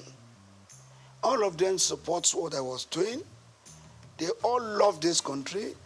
They want to contribute their own to the good name of Nigeria. That has been the secret. And don't forget, any member of the supporters club should be referred to as a patron par excellence, because they are not paid. They are not given any allowance. They use their time, their money, even at the risk of their lives, to support the cause of Nigeria through supportership. Well, majorly, it is funding. The challenges is funding, because if you have to support the team, yes, they are playing in Lagos, you may not spend much money. But when they are playing in Enugu, they are playing in Uyo, they are playing in Abuja, you need money, no matter how. But come to think of you traveling with 100, 200, 300, 600 supporters outside Nigeria, they will not go by road. They will go by air. It's a lot of money that we need in running the supporters club. So our main challenges has been that of funding. But I can assure you that God has been good to us. We have had some philanthropists, some organizations who have come to assist us by way of supporting us, giving us a lot of money. And if you will not mind, I will have to put it on record that the very first company that supported Supporters Club was Coca-Cola. Coca-Cola did it for 2 years. They could no longer do it. Then, for 1 year, MTN did it. They could no longer sustain it. Well, later we got Globacom. Dr. Mike Adenuga Jr. has been the brain, the backbone, the sponsor, and the financier of the Supporters Club for several years, doling out millions from 50 to 60 to 100 million of naira, and even in dollars. So that has been the way, that has been how we have been able to surmount it. We have some philanthropists. We have Taiwo Afolabi, who has always supported us whenever we are going out. I remember Alhaji Aliko Dangote in 1996. He supported us, and some other Nigerians too.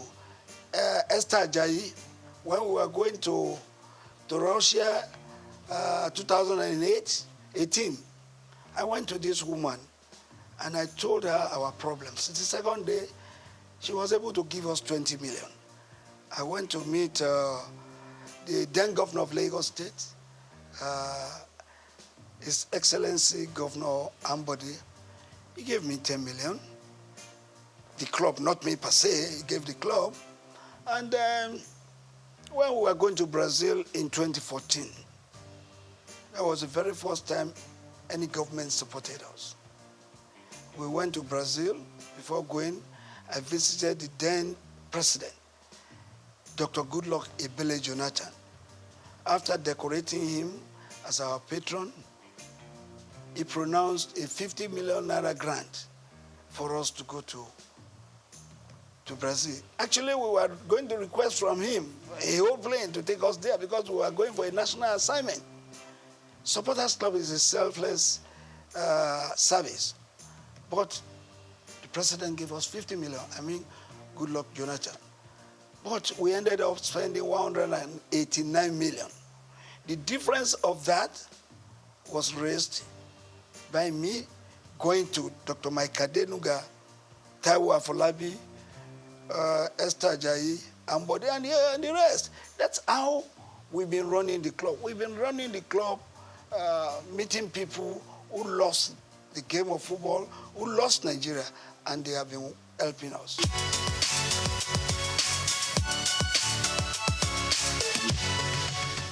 Well, very, very unfortunate.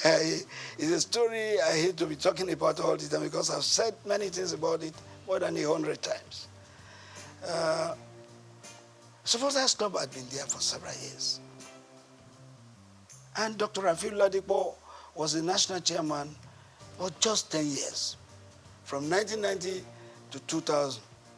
I left that position in 2000.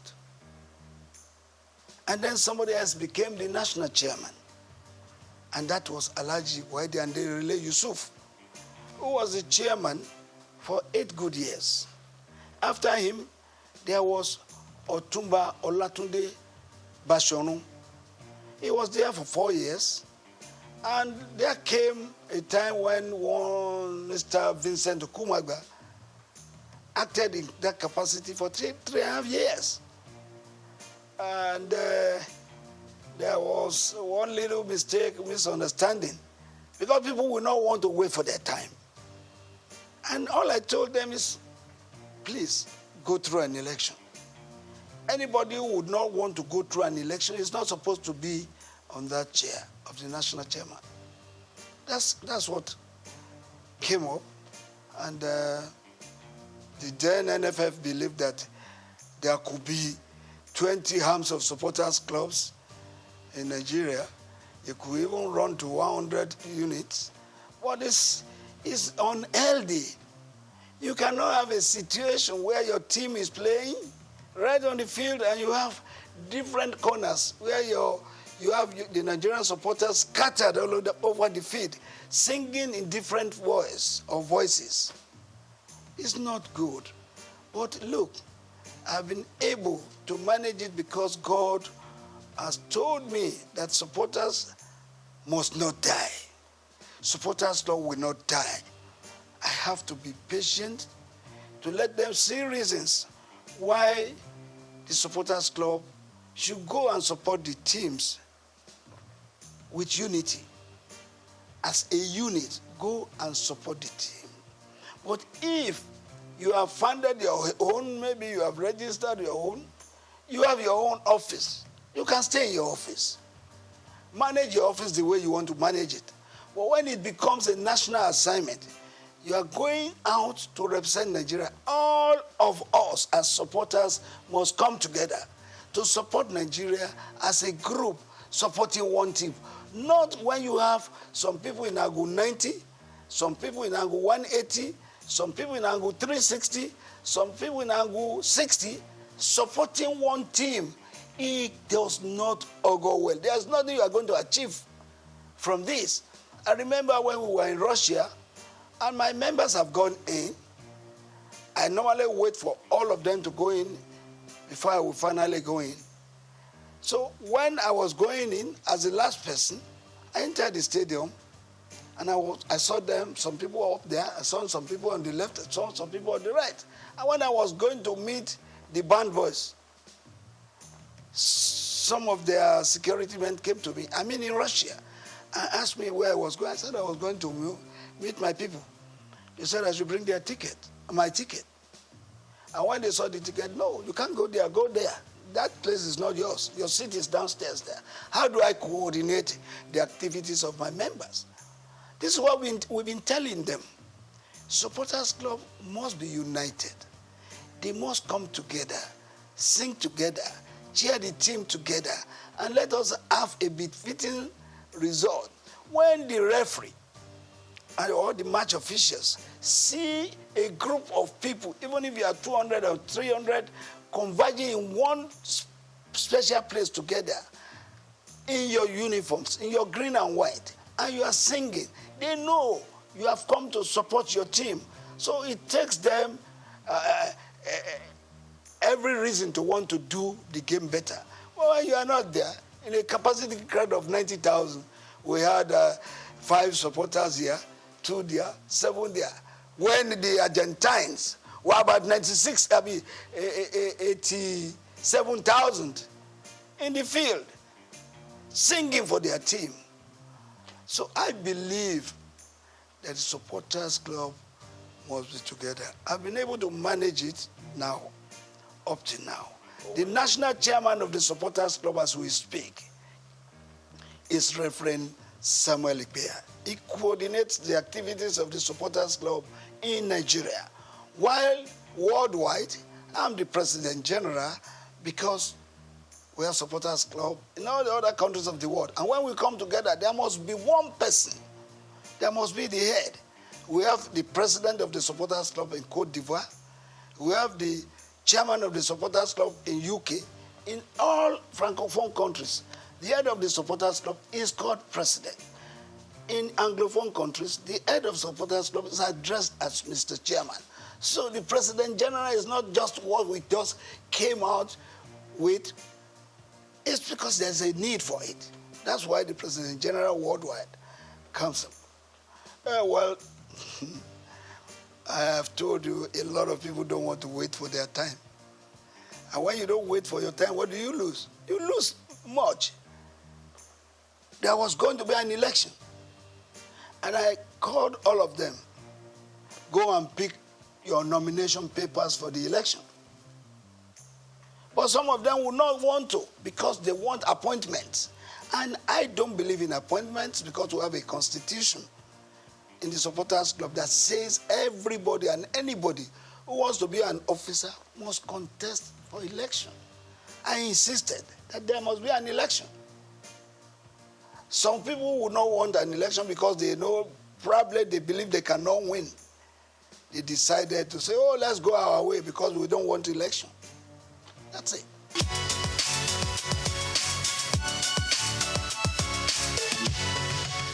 Before now, up to about 8 years, 10 years ago, the Super Eagles were really super.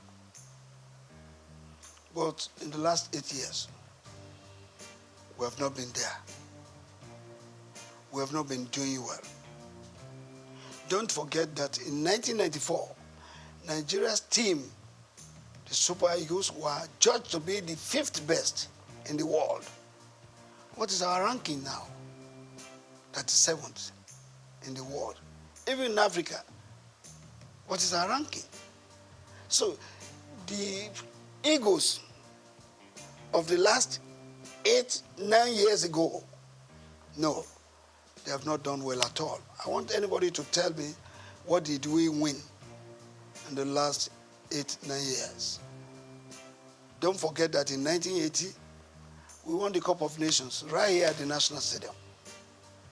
In 1994, we were in Tunisia. We won it. In 2013, we were in South Africa. We won the Cup of Nations. In 1996, we won the Atlanta Olympics. Since then, what can we point to that we have won? So the Eagles of the last 8, 9 years, no. They did their best, but their best was not good enough for Nigeria. And that's why we didn't win nothing. But I want to believe that the present crop of Eagles being put together now, going for the Cup of Nations, we want to write their names in gold. And if that is so, it means they have to put in their best to see that going to Côte d'Ivoire 2024 will not just be going there to make a number. We're going there to give a very good account of ourselves. Who says it is not possible for Nigeria to win the Cup of Nations again? It is possible, but it takes a determined group of people as players who wants to write their names in gold to do that. When you are rating the coach, a coach is as good as his last match. Passero was employed, he was given a target, and the NFF has the power to either sack or renew his contract. I think according to them, maybe he has performed according to what they want. But for me, as a Nigerian, I want Passero to go to Côte d'Ivoire and show us that he is serious and show us that the Super Eagles can still fly and make us get minimally play in the semi-final of the Cup of Nations. Anything short of that, no.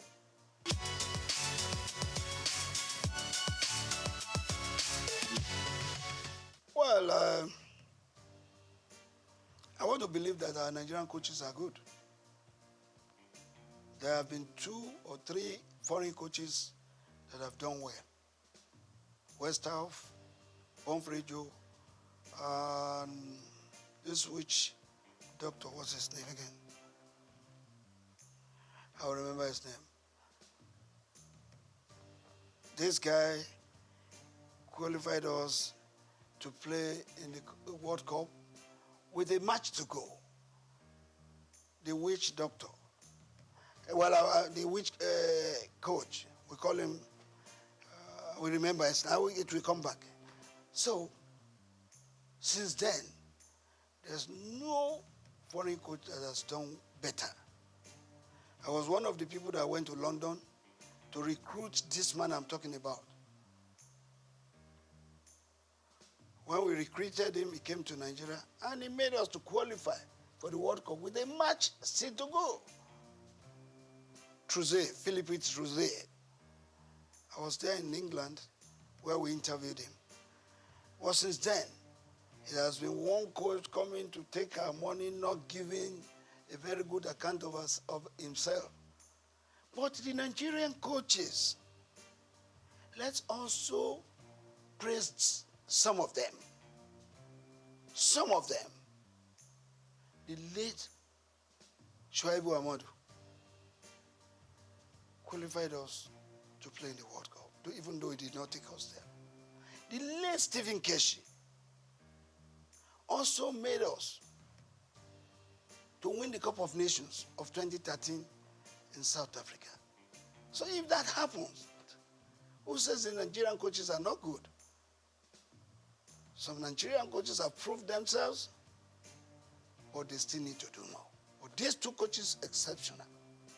That is the real reason, the real controversy we're having between the NFF and the coaches.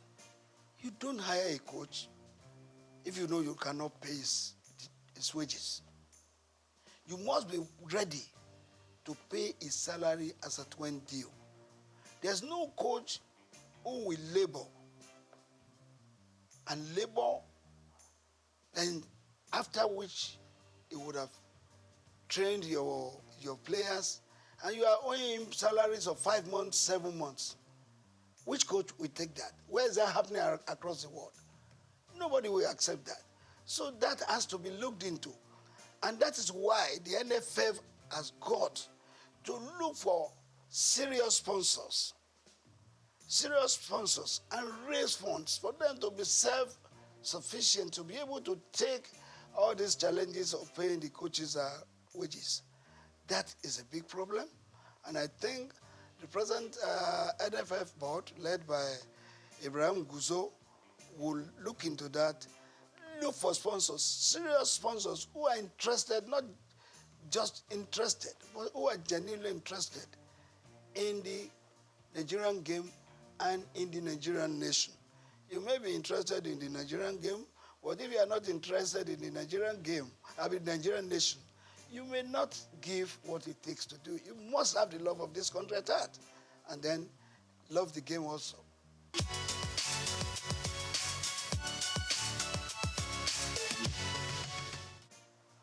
In the last 15, 10, 8 years, our boxing went down. In the last 5 years to today, our boxing has come up. I am the president of the Nigerian Boxing Board of Control, and I confirm to you that every week now, we have a boxing championship. We had one last week. Tomorrow, we will have one in Abuja. When I come back the following week, there's another one. We have promoters now promoting our boxing events. And our boxers are now earning big money, other than what they were earning before. In those days, they were earning 20, 30,000. They go on the ring, they hit them, they shed blood, and they sweat. What do they earn? But since the last 3, 4 years, our boxers have been earning big money, some of them earning millions, some of them traveling abroad to earn $5,000, $10,000. And that is made possible because we have a group of people in the Nigerian Boxing Board of Control who respects each other, who respect the boxers, who respects the coaches, and who respects the promoters. Take, for instance, I'm sorry to mention, Go TV. Go TV night every day. They've had about 29 Go TV sessions. You know what that means? Go TV for every boxing fight. They don't spend less than 20 million. They even spend more. And our boxing now is being watched all over the world, if not just Africa.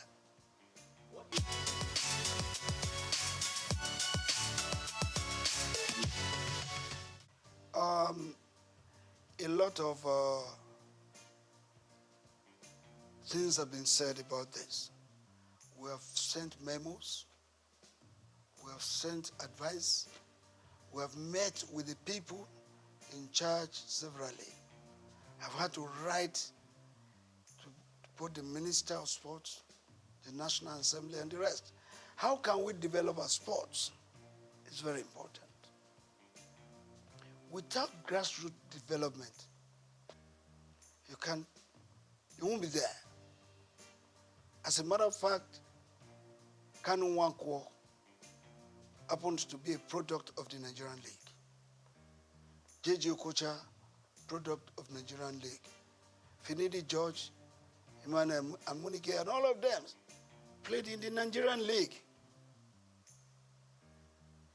How many of our Super Eagles players, those that are playing for us now, do you see what developed here? Maybe you have 2 or 3 home-based players playing.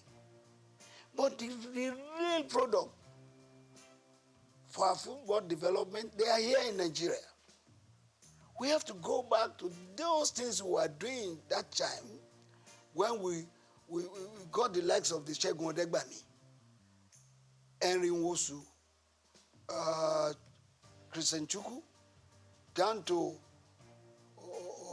Stephen Keshi, Okocha, and the rest. We have to go back.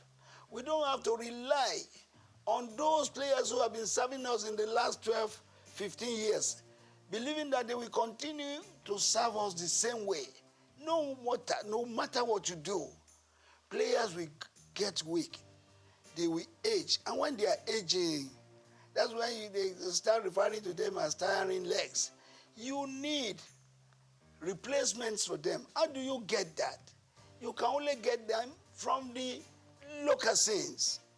We have various clubs in Nigeria playing the leagues, the Premiership, the National League, and the rest. 20 teams in one. Do you know how many of our boys out there that can play football if we harness them, bring them together, and give them the right training? Of course, let me ask you, how many of our club sites have feeder teams? Feeder teams, they are very important to the development of the game. When you have a junior player playing the feeder team and is maturing, bring him to replace a tiring leg. In the senior team, how many of those teams that we have can boast of feeder teams? How many of them can boast of their own fields? Perhaps we have about 3 clubs that are privately owned. But others are owned by governments, state governments. And state governments, what do they use them for? For political gains. And if it is political gains, well, it's off it. Let's do football like it is done elsewhere. Football is big business. People are making billions of dollars in football. Nigeria can do same. If we do same, we will take off all this nonsense. The boys going about doing a lot of violence, going to do yahoo, going to do kidnapping and the rest. You will have all of them looking forward to becoming millionaires and billionaires in future. And of course, becoming employers of labor apart from fending for their families.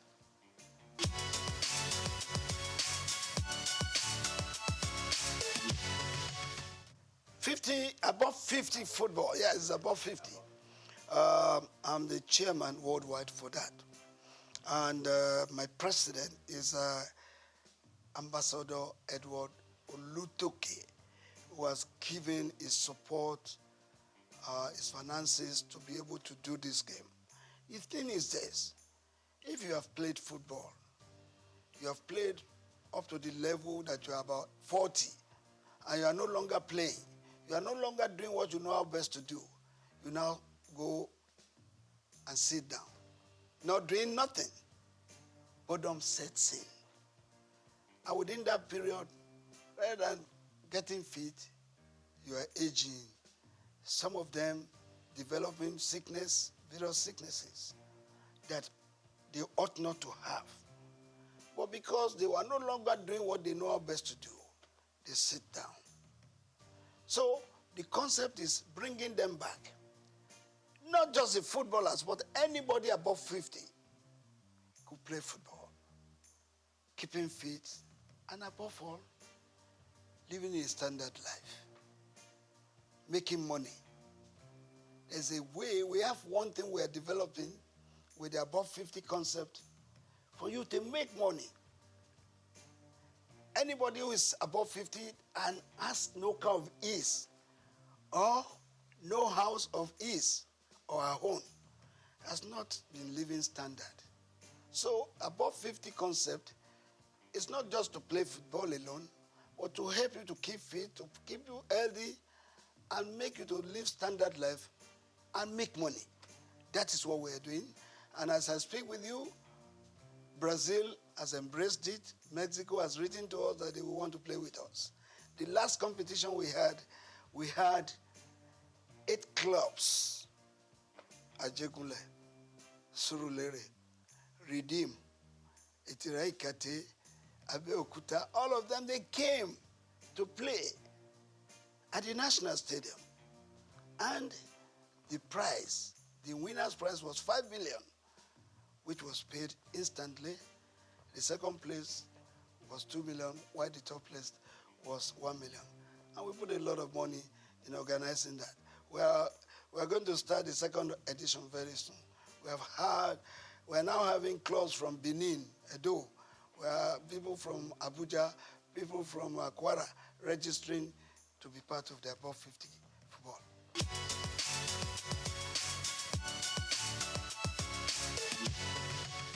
How much do they put into sports?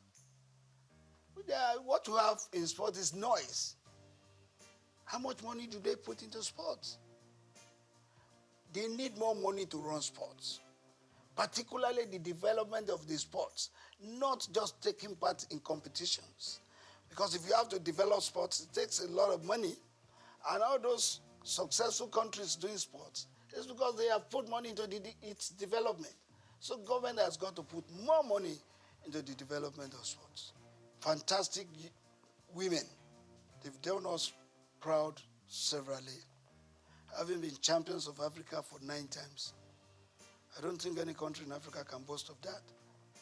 But beyond that, we should also realize that these ladies, they are getting old. Some of them are 40, 38, 36, down the ladder. You need replacements for them. That's why we're asking that we should put more money. We should put more focus in the development of sports, both male and female. I think with what the female national team has done for Nigeria, we owe it a duty to put more money into the development of female football.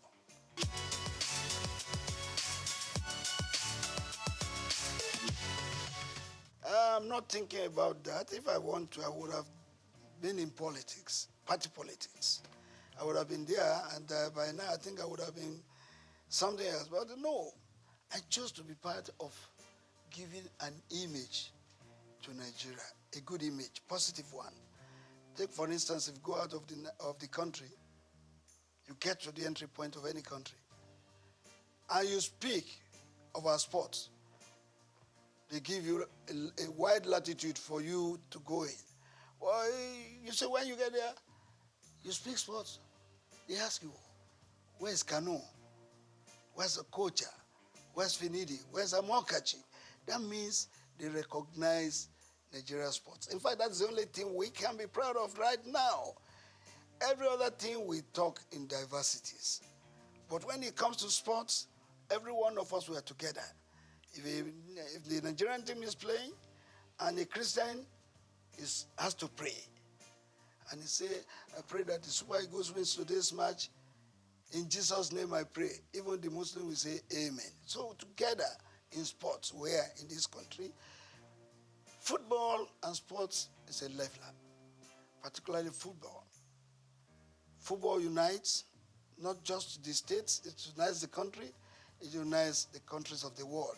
So I believe we can do much more in promoting and supporting our sports so that we get the best benefits, as we say. First and foremost, I want to use this opportunity once again to congratulate him on his appointment. I've met him twice now, and I'm going to meet him soon again. And why am I going to meet him is to advise him on what I think from my own views and from what I've seen to improve sports. First, we have talked about it. The development of sports is key, not just the taking part in competitions. Because if you are not developing sports, you are only taking in competition. If you don't win, what happens? But if you develop sports, one, you are helping the youth. Two, you are helping the nation. Three, you are growing the economy. And thirdly, you are removing restiveness and restlessness from, of the youth in the society. I want us to advise the minister to key into the development of sports from the grassroots. Let's go back to the schools. Let's go back to the rural areas. Football is played everywhere. Go under the bridges, you see people playing football.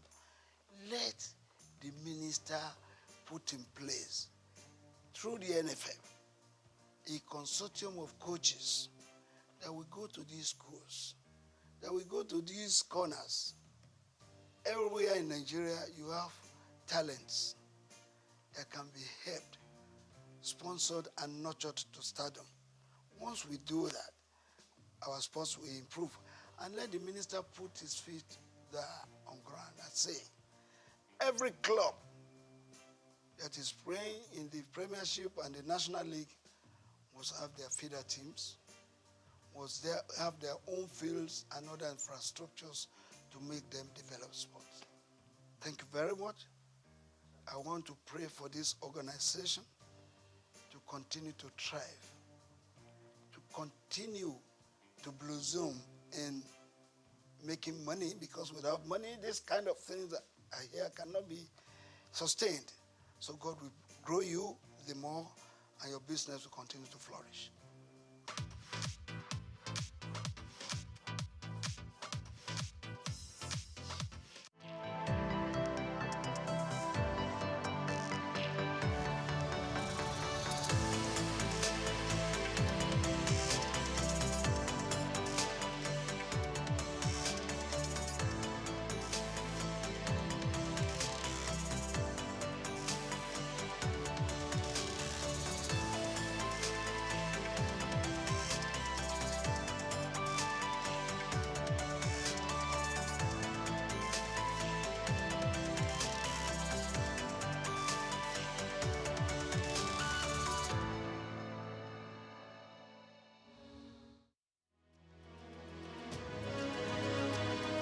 Bring to you the remarkable life of a Nigerian businesswoman who has overcome significant challenges to become one of the most successful entrepreneurs in Africa.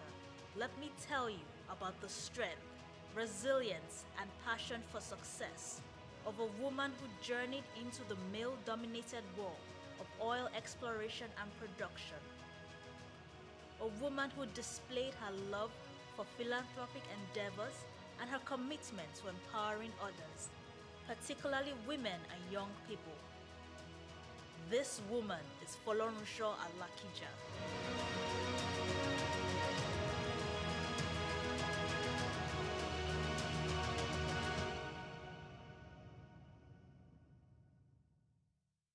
It takes only the brave, courageous, and smart-minded people to become rich and influential personalities in the world.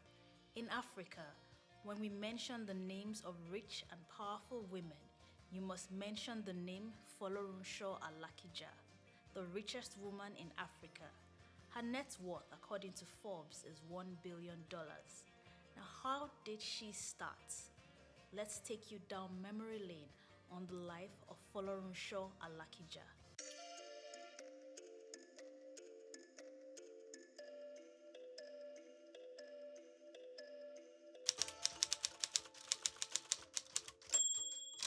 Folorunsho Alakija was born on Sunday, 15th July 1951 to Chief L.A. Ogbara, her father, and Mrs. Ogbara, her mother, who is a businesswoman. She was born into a polygamous family of 8 wives and 52 children. Her mother was the first wife, and she was the 8th child of her mother. Young Folorunsho grew up at her family house located at Ido Oluwo Street, Ikorodu, Lagos. She had her nursery education at Our Lady of Apostles Nursery School from 1955 to 1958, also in Lagos. At the age of 7, her parents enrolled her at a primary school in Wales called Dino Ben School for Girls in Wales. She was in that boarding school for 4 years before she returned to Nigeria. After her primary education, she attended Muslim High School, Shagamu, Ogun State in 1963. Well, during the holidays, she would go to her mother's shop to participate in the textile business. She would learn about trading and marketing of textiles. Generally, she learned a lot of tricks about business. After graduation from high school, she enrolled at Pitman Central College, London, to study secretarial studies. In 1974, Folorunsho started her career working as an executive secretary at Sijuade Enterprises. After gaining some experience there, she moved on to First National Bank of Chicago, now First City Monument Bank, working as the executive secretary to the managing director. Later, she was appointed the new head of the Corporate Affairs Department of the International Merchants Bank of Nigeria, formerly First National Bank of Chicago. She moved on in her career to become office assistant to the Treasury Department. After spending 12 years in the banking sector, Folorunsho traveled to London in 1984 to study fashion designing. She studied intensive courses in millinery and fashion design at the American College in London and the Central School of Fashion. When she returned to Nigeria, she established her fashion label called Supreme Stitches. Within 3 weeks of setting up her business, she was invited to take part in a fashion competition. Folorunsho won the competition that brought her straight into the limelight of the fashion industry in Nigeria. Prominent women from different parts of the country started making clothes with her. Her fashion company thrived successfully, and a few years later, she renamed it to the Rose of Sharon House of Fashion, making it a proper fashion line. As her success in fashion grew, she was later made national president of the Fashion Designers Association of Nigeria, FADON, and a lifelong trustee of the association. By the early 1990s, Folorunsho decided it was time to expand her business tentacles to oil and gas. Her company, FAMFA Limited, was incorporated in September 1991.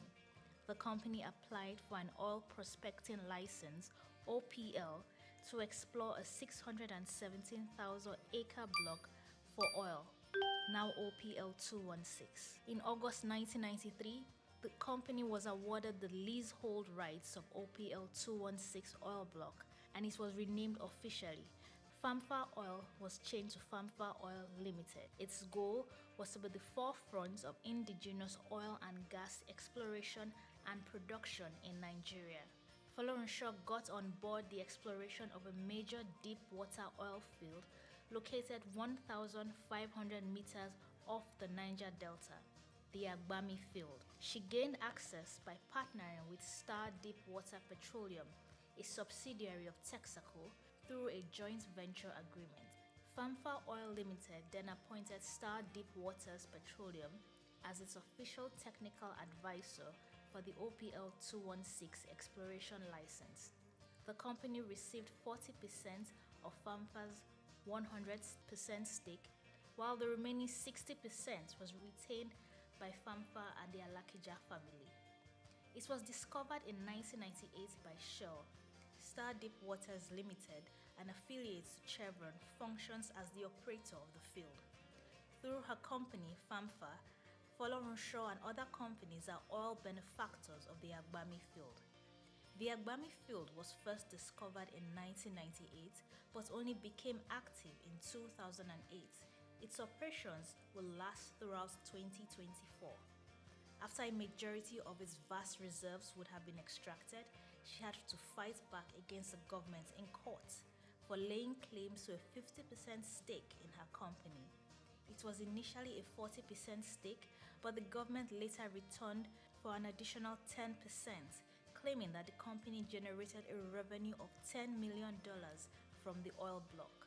Folorunsho felt it was unfair because her company had worked hard, invested everything in the business. When the fruits of their labor started to manifest, that's when the government took everything away.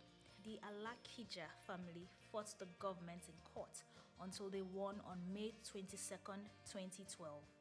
The first drilling of the Agbami well was done on 15 July 1998. The exploratory well was about 4,700 feet underwater, which was the deepest depth in Nigeria at that time. From the license application to the point of the company's first strike, there was an interval of 17 years.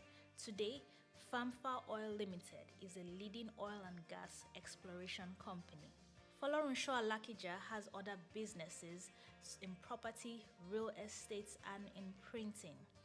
She owns Dayspring Property Development, a real estate company with investments in different parts of the world. She also owns Digital Reality Print Limited, a printing company and corporate services provider. And in the area of philanthropy, Folorunsho's success story would not be complete without mentioning how she wants to give back to society. She wants to help those in need. Hence, she started the Rose of Sharon Foundation, which was created in 2008. It is a registered faith-based NGO that has empowered widows and their families and orphans to be successful through education programs and scholarships up to the university level within the country, Nigeria. Through Famfa Oil Limited, Folorunsho also hands out yearly scholarships to 9,000 medical and engineering students across the nation. The foundation has also donated a total of 21 chest clinics for the treatment of tuberculosis in 21 states across Nigeria, including the Niger Delta region and Lagos State. They have successfully donated 4 e-libraries and 2 school libraries to schools within the nation. In addition, she has a foundation created to empower women called Flourish Foundation. It encourages women in their different careers and provides grants for female entrepreneurs who want to start a business. Folorunsho is also a writer and has written a few books. For instance, one of the books titled The Cry of Widows and Orphans and The University of Marriage, and also the Folorunsho Alakija Speaks, to mention a few. Now, Folorunsho's personal life would not be complete in this article without mentioning her husband, Mr. Modupe Alakija. Folorunsho and Modupe got married in November 1976. Their marriage is blessed with 4 sons and their grandchildren, and they reside in Lagos, Nigeria. Folorunsho holds so many awards and recognitions for her contribution to society. She holds 6 honorary degrees and a fellowship at the Yaba College of Technology. In July 2013, she was appointed as the Vice Chairman of Nigerian National Heritage Council and Endowment for Arts. She became the first female chancellor in Osun State University and Nigeria's first female chancellor on the 9th of March 2016. She is also one of the Lagos Business School's alumnus and a member of the Commonwealth and Investment Council Advisory Board.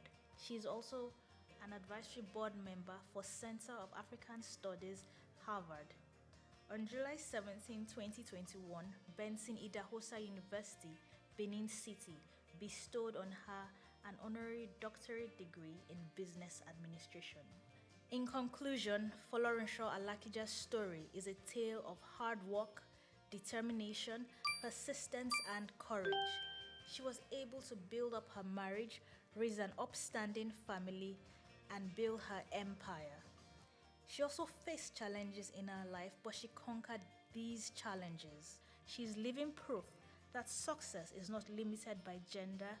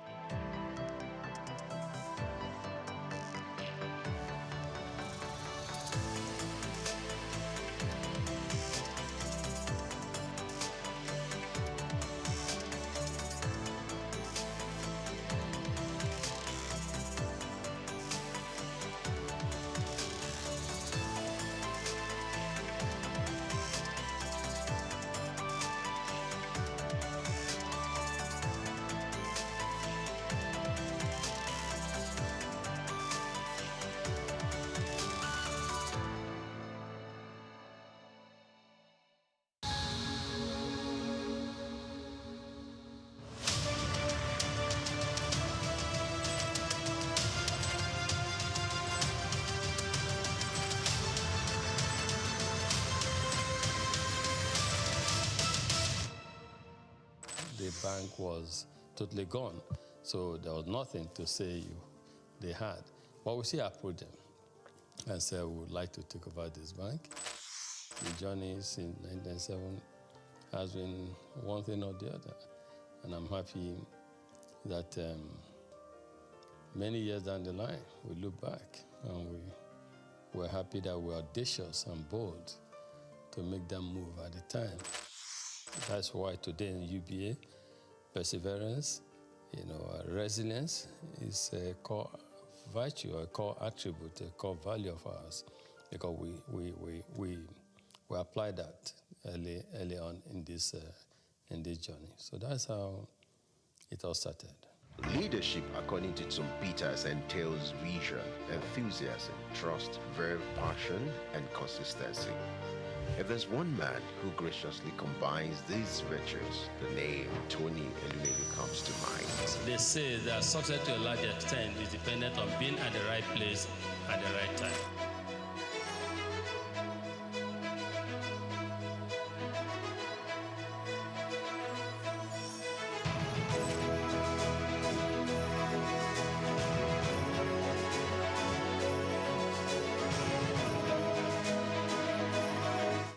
I say to people, my elder brother, who is 7 years older than me, he doesn't have gray hair. I have gray hair. My gray hair started from the merger because making it work, serving your customers, making sure that everyone in the universe or the institution, which was we have 428 branches at the time, that it was same level of service across board. Customers of standard trust bank that were used to a certain level of service delivery, you will not want them to come to the new institution and have a drop. From the womb of time, Tony Elumelu has been an embodiment of nobility and excellence. He remains one of the flying eagles and shining eggheads of the banking industry. The life and times of Tony is an inspiring tale. He is one Nigeria who is unmoved by material wealth and self-aggrandizement. Tony's noble qualities were on from his humble background.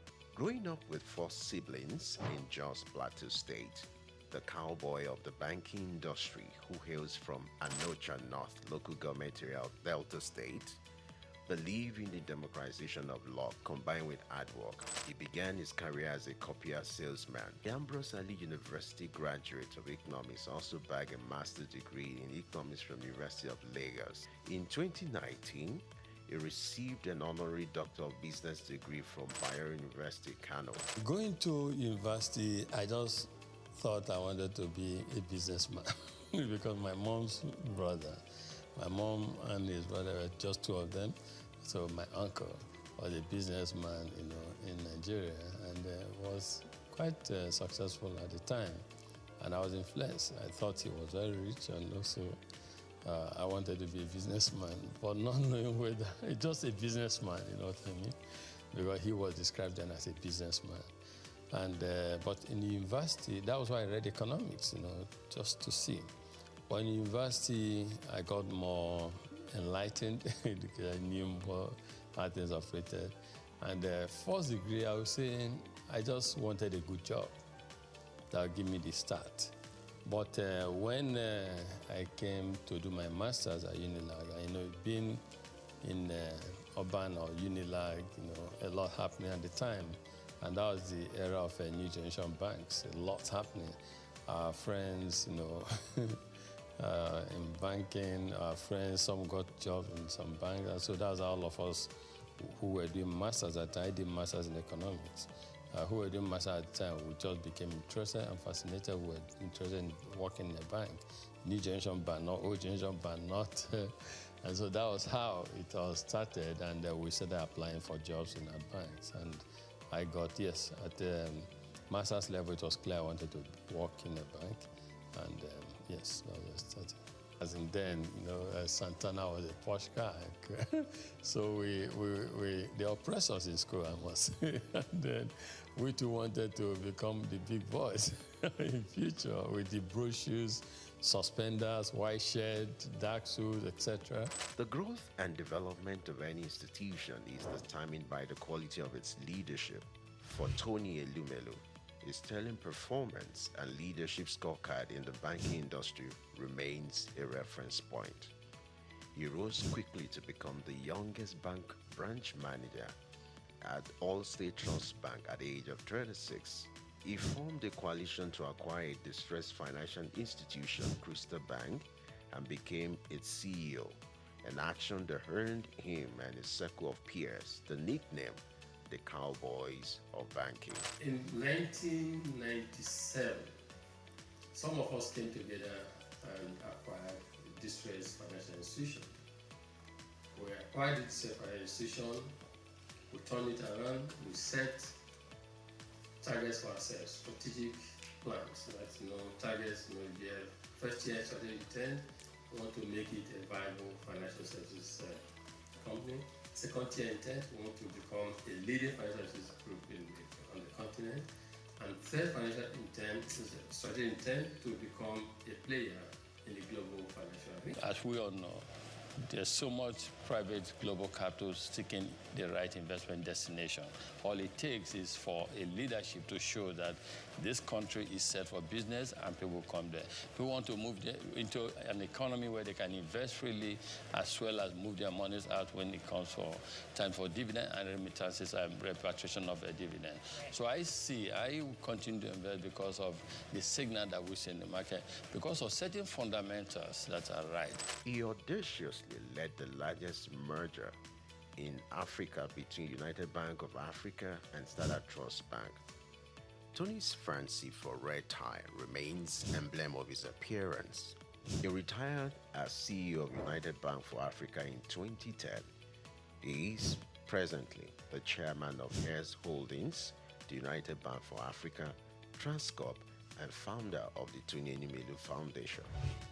I can't express how excited I am in words to be here and to be selected among the 1,000. It's the opportunity for me to realize my dreams. So I go into business and start to make my way. It challenges you to do things you never thought you could do. Maybe if you'd have gone to a private school or an MBA, you must have paid a lot to get this kind of, enlightenment. Ça me fait plaisir de voir des frères et sœurs qui veulent se rencontrer, se connaître, les partager et créer un réseau, peut-être le plus grand réseau africain. Venho de Cabo Verde. Je suis tunisien. Je viens de la République du Bénin. I'm from Edo State, Nigeria. I'm from Ghana. Zimbabwe. Sudan. From Rwanda. Gabon. Uganda. Senegal. I'm from the Gambia. Welcome and thank you for coming to Lagos. I'd like to start by congratulating all of you. You have done well. Most entrepreneurs are creative people. They have creative mindset. They're innovative. Those who dare to dream and who dare to innovate in Africa should have the opportunity to prove their innovation. And that is why we have $10,000 for these 10,000 Africans to help prove their concept and prepare them for bigger scale financial support. We don't give because we see it as a moral burden to just give charity. But we want to give people because we want to uplift them. We want them to be self-reliant. We want them to be fishermen. We want them to do what we are doing. We want them to prosper in life, become successful. Tony made a tremendous contribution to giving back to the society. His selfless efforts and huge investment into humanity through the Tony Elumelu Foundation is widely adjured as the leading philanthropy empowering a new generation of African entrepreneurs, driving poverty eradication, catalyzing job creation across all 54 African countries, and increasing women economic empowerment. Since the launch of the entrepreneurship program in 2015, the foundation has trained over 1.5 million young Africans on its digital hub. Tony, the Nigerian economist, entrepreneur and philanthropist, holds the Nigerian National Honors, the Commander of the Order of Niger, CON, a member of the Order of the Federal Republic, MFR. He has been responsible for creating business that are critical to Africa's economic development. He is a proponent of Africa capitalism, an economic philosophy which advocates for the private sector's commitment to Africa's development through long-term investment in strategic sectors of the economy that drive economic prosperity and social wealth award. He was awarded the Daily Times the Nigerian Man of the Year in 2016. He was honored with the National Productivity Order of Merit Award in 2019. He is also on the list of Time magazine's 100 most influential people of 2020. On October 11, 2022, Elumelu received the National Honor of Commander of the Order of the Federal Republic of Nigeria. Tony, as a staunch professional and chairman of Foremost Bank, may understandably runs a busy daily schedule like that of a bee, but he balances the equation with creating time for sports. His love for lawn tennis and football stands undeniable. My good workout favorite, I think I would say that I like to jog on the spot. I love yoga, as you said. Yeah. But these days I'm trying to get in the group of planting. Tony is not just a champion in the banking hall. He equally balances the equation when it comes to family life. For me, as a family man, though, I try to make sure I balance things.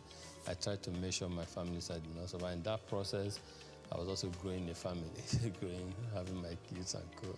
So, but everything came together. Tony is happily married to Awele Vivian Elumelu, who is the chairperson of Harvey Medical Practice Limited. Vivian also oversees the healthcare investment of his holdings. She holds a Bachelor of Medicine and Bachelor of Surgery degree from the University of Benin. The marriage was consummated in 1993 and blessed with 7 children. According to Forbes' list, Tony is among the top 10 richest entrepreneurs in Nigeria with a net worth estimated at $1 billion. We don't just preach. We don't just theorize, we practice. Tony has stooped to conquer not just in the banking industry, but in life. The strides of this living legend, popularly referred to as the Lion of Africa's financial industry, remains iconic. So entrepreneurs who are listening, quick one, short one, straight to the point. Entrepreneurship is a long-term journey. Stop seeing it as a short-term goal. Long-term journey. Great companies, great and accomplished entrepreneurs did not make it in 1 year. They didn't make it in 3 years. It's a long-term journey. So moving, dare to dream, implement your dream, and stay focused.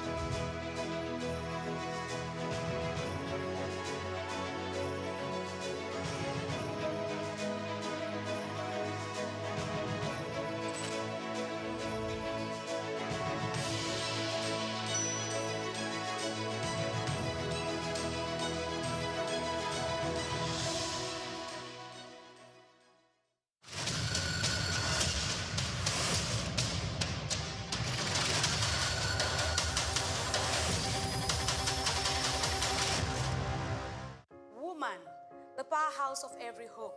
She makes a continuous, deliberate effort to nurture and secure her family. Before anyone else is awake, she is. Before she eats, they do. Before she rests, she makes sure tomorrow is possible. In homes across the country, hunger is silent, but a woman's sacrifice is not. She walks the land, carries the weight, stretches every meal, yet when food is scarce, she is the force to go without. Food insecurity is not just an economic crisis, it is a gendered one. As a woman, I've had to reduce my food portion in order for the food to go round. You know, when I'm serving food, maybe protein, like chicken, fish, I have to ensure that everybody else gets. So sometimes I have to take out from my own and ensure that the members of my family, maybe the younger ones, are well fed before I talk about myself. Me as a woman, I skip food for my children for them to be satisfied. When food is not going round, we just have to manage ourselves. Like maybe you just one plate, you just have to short it to half, so everybody can take something and eat. It has not been easy because everything has been expensive now. Maybe when I go to market now, I take 50,000 to the market. When I got there, I see that this thing is expensive. I will have to buy maybe one plate I want to buy. I will just have to short the money that okay, let me buy half plate of rice, half plate of beans, everything half plates. If it's like your loved ones, something like that, if you see the way there is not enough food, so you just need to step outside your own and give them your own to eat, something like that. Normally, I used to buy my food from big supermarkets. Let's say go to the mall to buy food stores. But because of the high prices in making everything, so I prefer going to the local market. So I go to the local market instead of the mall these days. Food shortage and hiking price of food has affected my family in the sense that all the things that we used to buy before, the price of all this food stuff have gone up, and it's becoming more increasingly difficult to buy what we used to buy at the same price. So definitely we have to cut off a lot of options from our meals. So we are kind of repeating the same meals we've been doing that for a while now. Globally, women experience food insecurity at higher rates than men. According to research, 31.9% of women face moderate to severe food insecurity in 2021 compared to 27.6% of men. Despite making up nearly half of the agricultural workforce, women own only a fraction of the land they cultivate. They produce, cook, and sell food, but in many homes, they often eat last.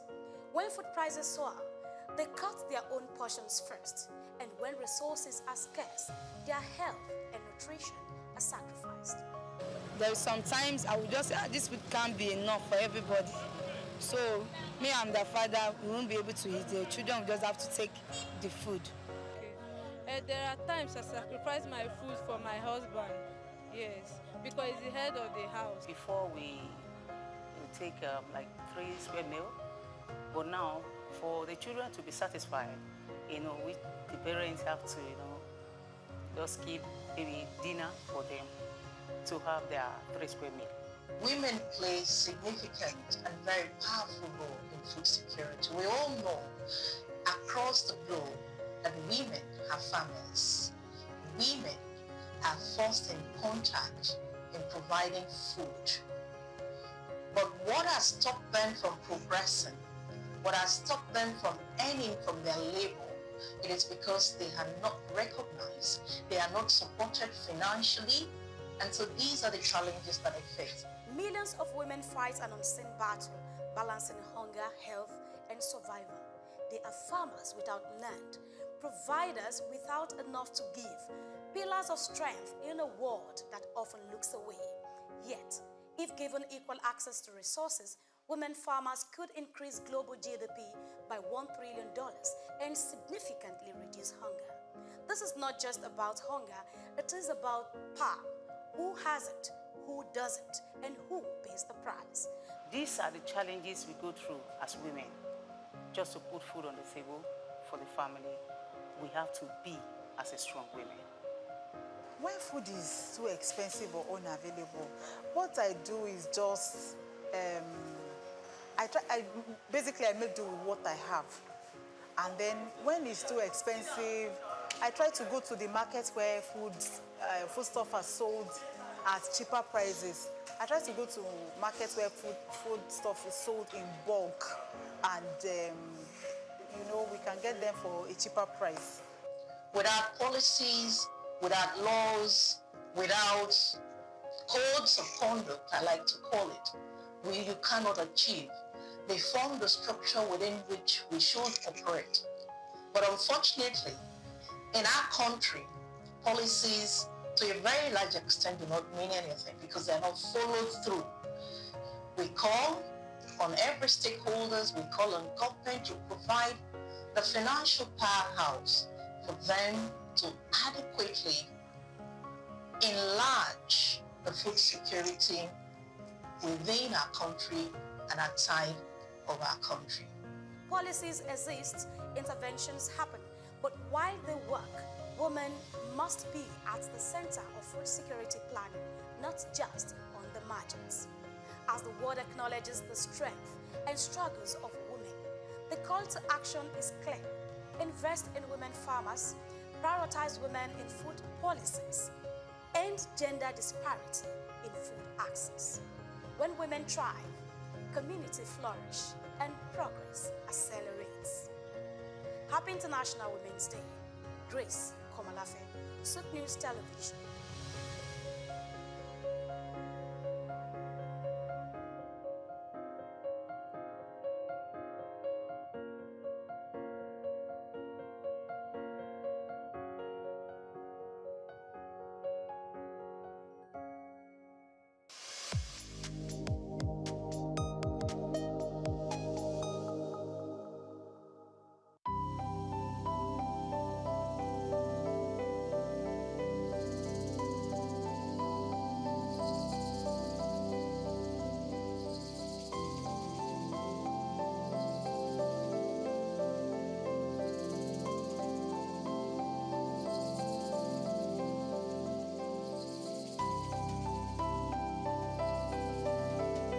Trafalgar Square, established in 1844, is a symbol of British naval history and a popular cultural spot in London.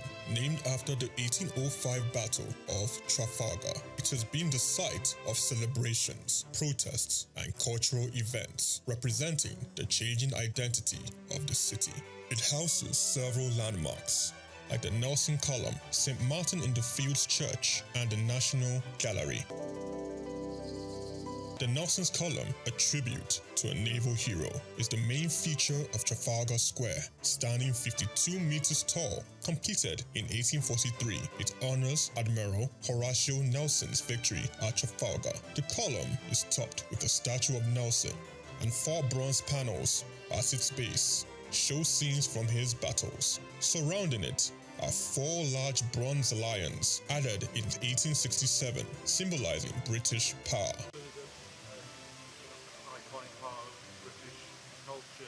Not just in its look, but this is very much the sort of centre of London. You know, whenever there's a celebration, a protest, it's a public space that's very important for a lot of not just people that live in London, but for the UK. You know, it's the place where people would congregate. You know, I remember being here all around the 2012 Olympics, but it was very much one of the centerpieces of British culture. Yeah, no, you used to be able to climb on the lions when I was younger, but you can't do anymore. So there you go, that's progress for you. St. Martin's in the Fields Church, reputed as an architectural gem, was built between 1722 and 1726. It is known for its neoclassical design by architect James Gibbs, and is famous for its portico and steeple, and has influenced architecture worldwide. The church also a rich musical history, hosting concerts and helping the homeless. Yeah, I actually came to London just on a little day trip, and then I remembered that this church sometimes has classical music on, so I just popped in, and there's no concert, but there were some people practicing. So there's a quartet of violins, and they made some lovely sort of practice for some classical concerts. So I really enjoyed just sitting there for 10 minutes listening to it. It's lovely. It's a really nice church, and it's nice that the people don't use it much time. So we used to have a nice cafe as well.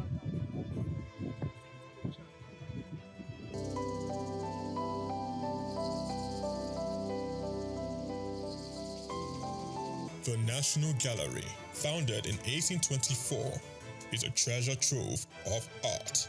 Located on the north side of Trafalgar Square, it houses over 2,300 artworks from the 13th to 20th century, with free public access to masterpieces from major European artists. I'm not really sure. I haven't been through I haven't been through the museum yet, but I'm here for a Christian heritage tour to kind of learn more about the history of the Protestant Reformation in England and Christian history here in England through the paintings that are in the gallery. So that's what I'm here for today. Trafalgar Square blends Britain's naval history with modern art and culture. It remains an important public space, attracting millions of visitors each year to experience London's rich heritage and vibrant atmosphere. Chike Okolo, reporting for Souq News.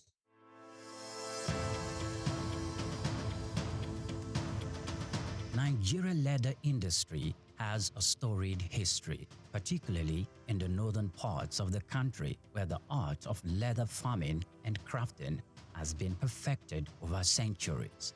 Traditionally, leather was used primarily for functional items like sandals, bags, and saddles, with little emphasis on fashion. However, the narrative has changed drastically in recent years as Nigerian leather has evolved from a utilitarian product to a symbol of luxury and high fashion. Here is a special report by Bayo Olaoye. The turning point for Nigerian leather came as local designers began to recognize its potential beyond traditional uses. They started to experiment with new designs, creating products that appeal to the modern consumer while maintaining the heritage of craftsmanship. The result has been a wave of leather products that are not only functional, but also stylish and desirable on the global stage. One of the key factors driving the revolution is the exceptional quality of Nigerian leather. Known for its durability and unique texture, Nigerian leather, particularly from goats and cattle, has become highly sought after by fashion houses both within and outside Africa. This demand has encouraged local artisans to up their game, focusing on quality control and finishing techniques to meet international standards. Moreover, Nigerian leather products have benefited from the global trend towards sustainable and ethically produced goods. Consumers are increasingly turning away from massively produced items in favor of the handcrafted sustainable alternatives. Nigerian leather made using traditional methods with minimal environmental impact fits perfectly into this narrative. This has opened up markets for Nigerian leather goods, particularly in Europe and North America, where there is a growing appreciation for products with a story and a conscience. The rise of Nigerian leather on the fashion scene is also closely tied to the country's booming creative industry. Fashion designers, many of whom had gained international recognition, are incorporating leather into their collections and innovative ways, from sleek handbags and bespoke shoes to stylish jackets and accessories. The Nigerian leather is becoming a staple in high fashion. This trend is not only boosting the profile of Nigerian fashion, but also creating new opportunities for economic growth. The leather industry, once dominated by small-scale craftsmen, is now attracting significant investment. Entrepreneurs are setting up modern tannery and workshops, creating jobs and fostering skills development in the process. This industrialization of leather products is helping to formalize what was once an informal sector, leading to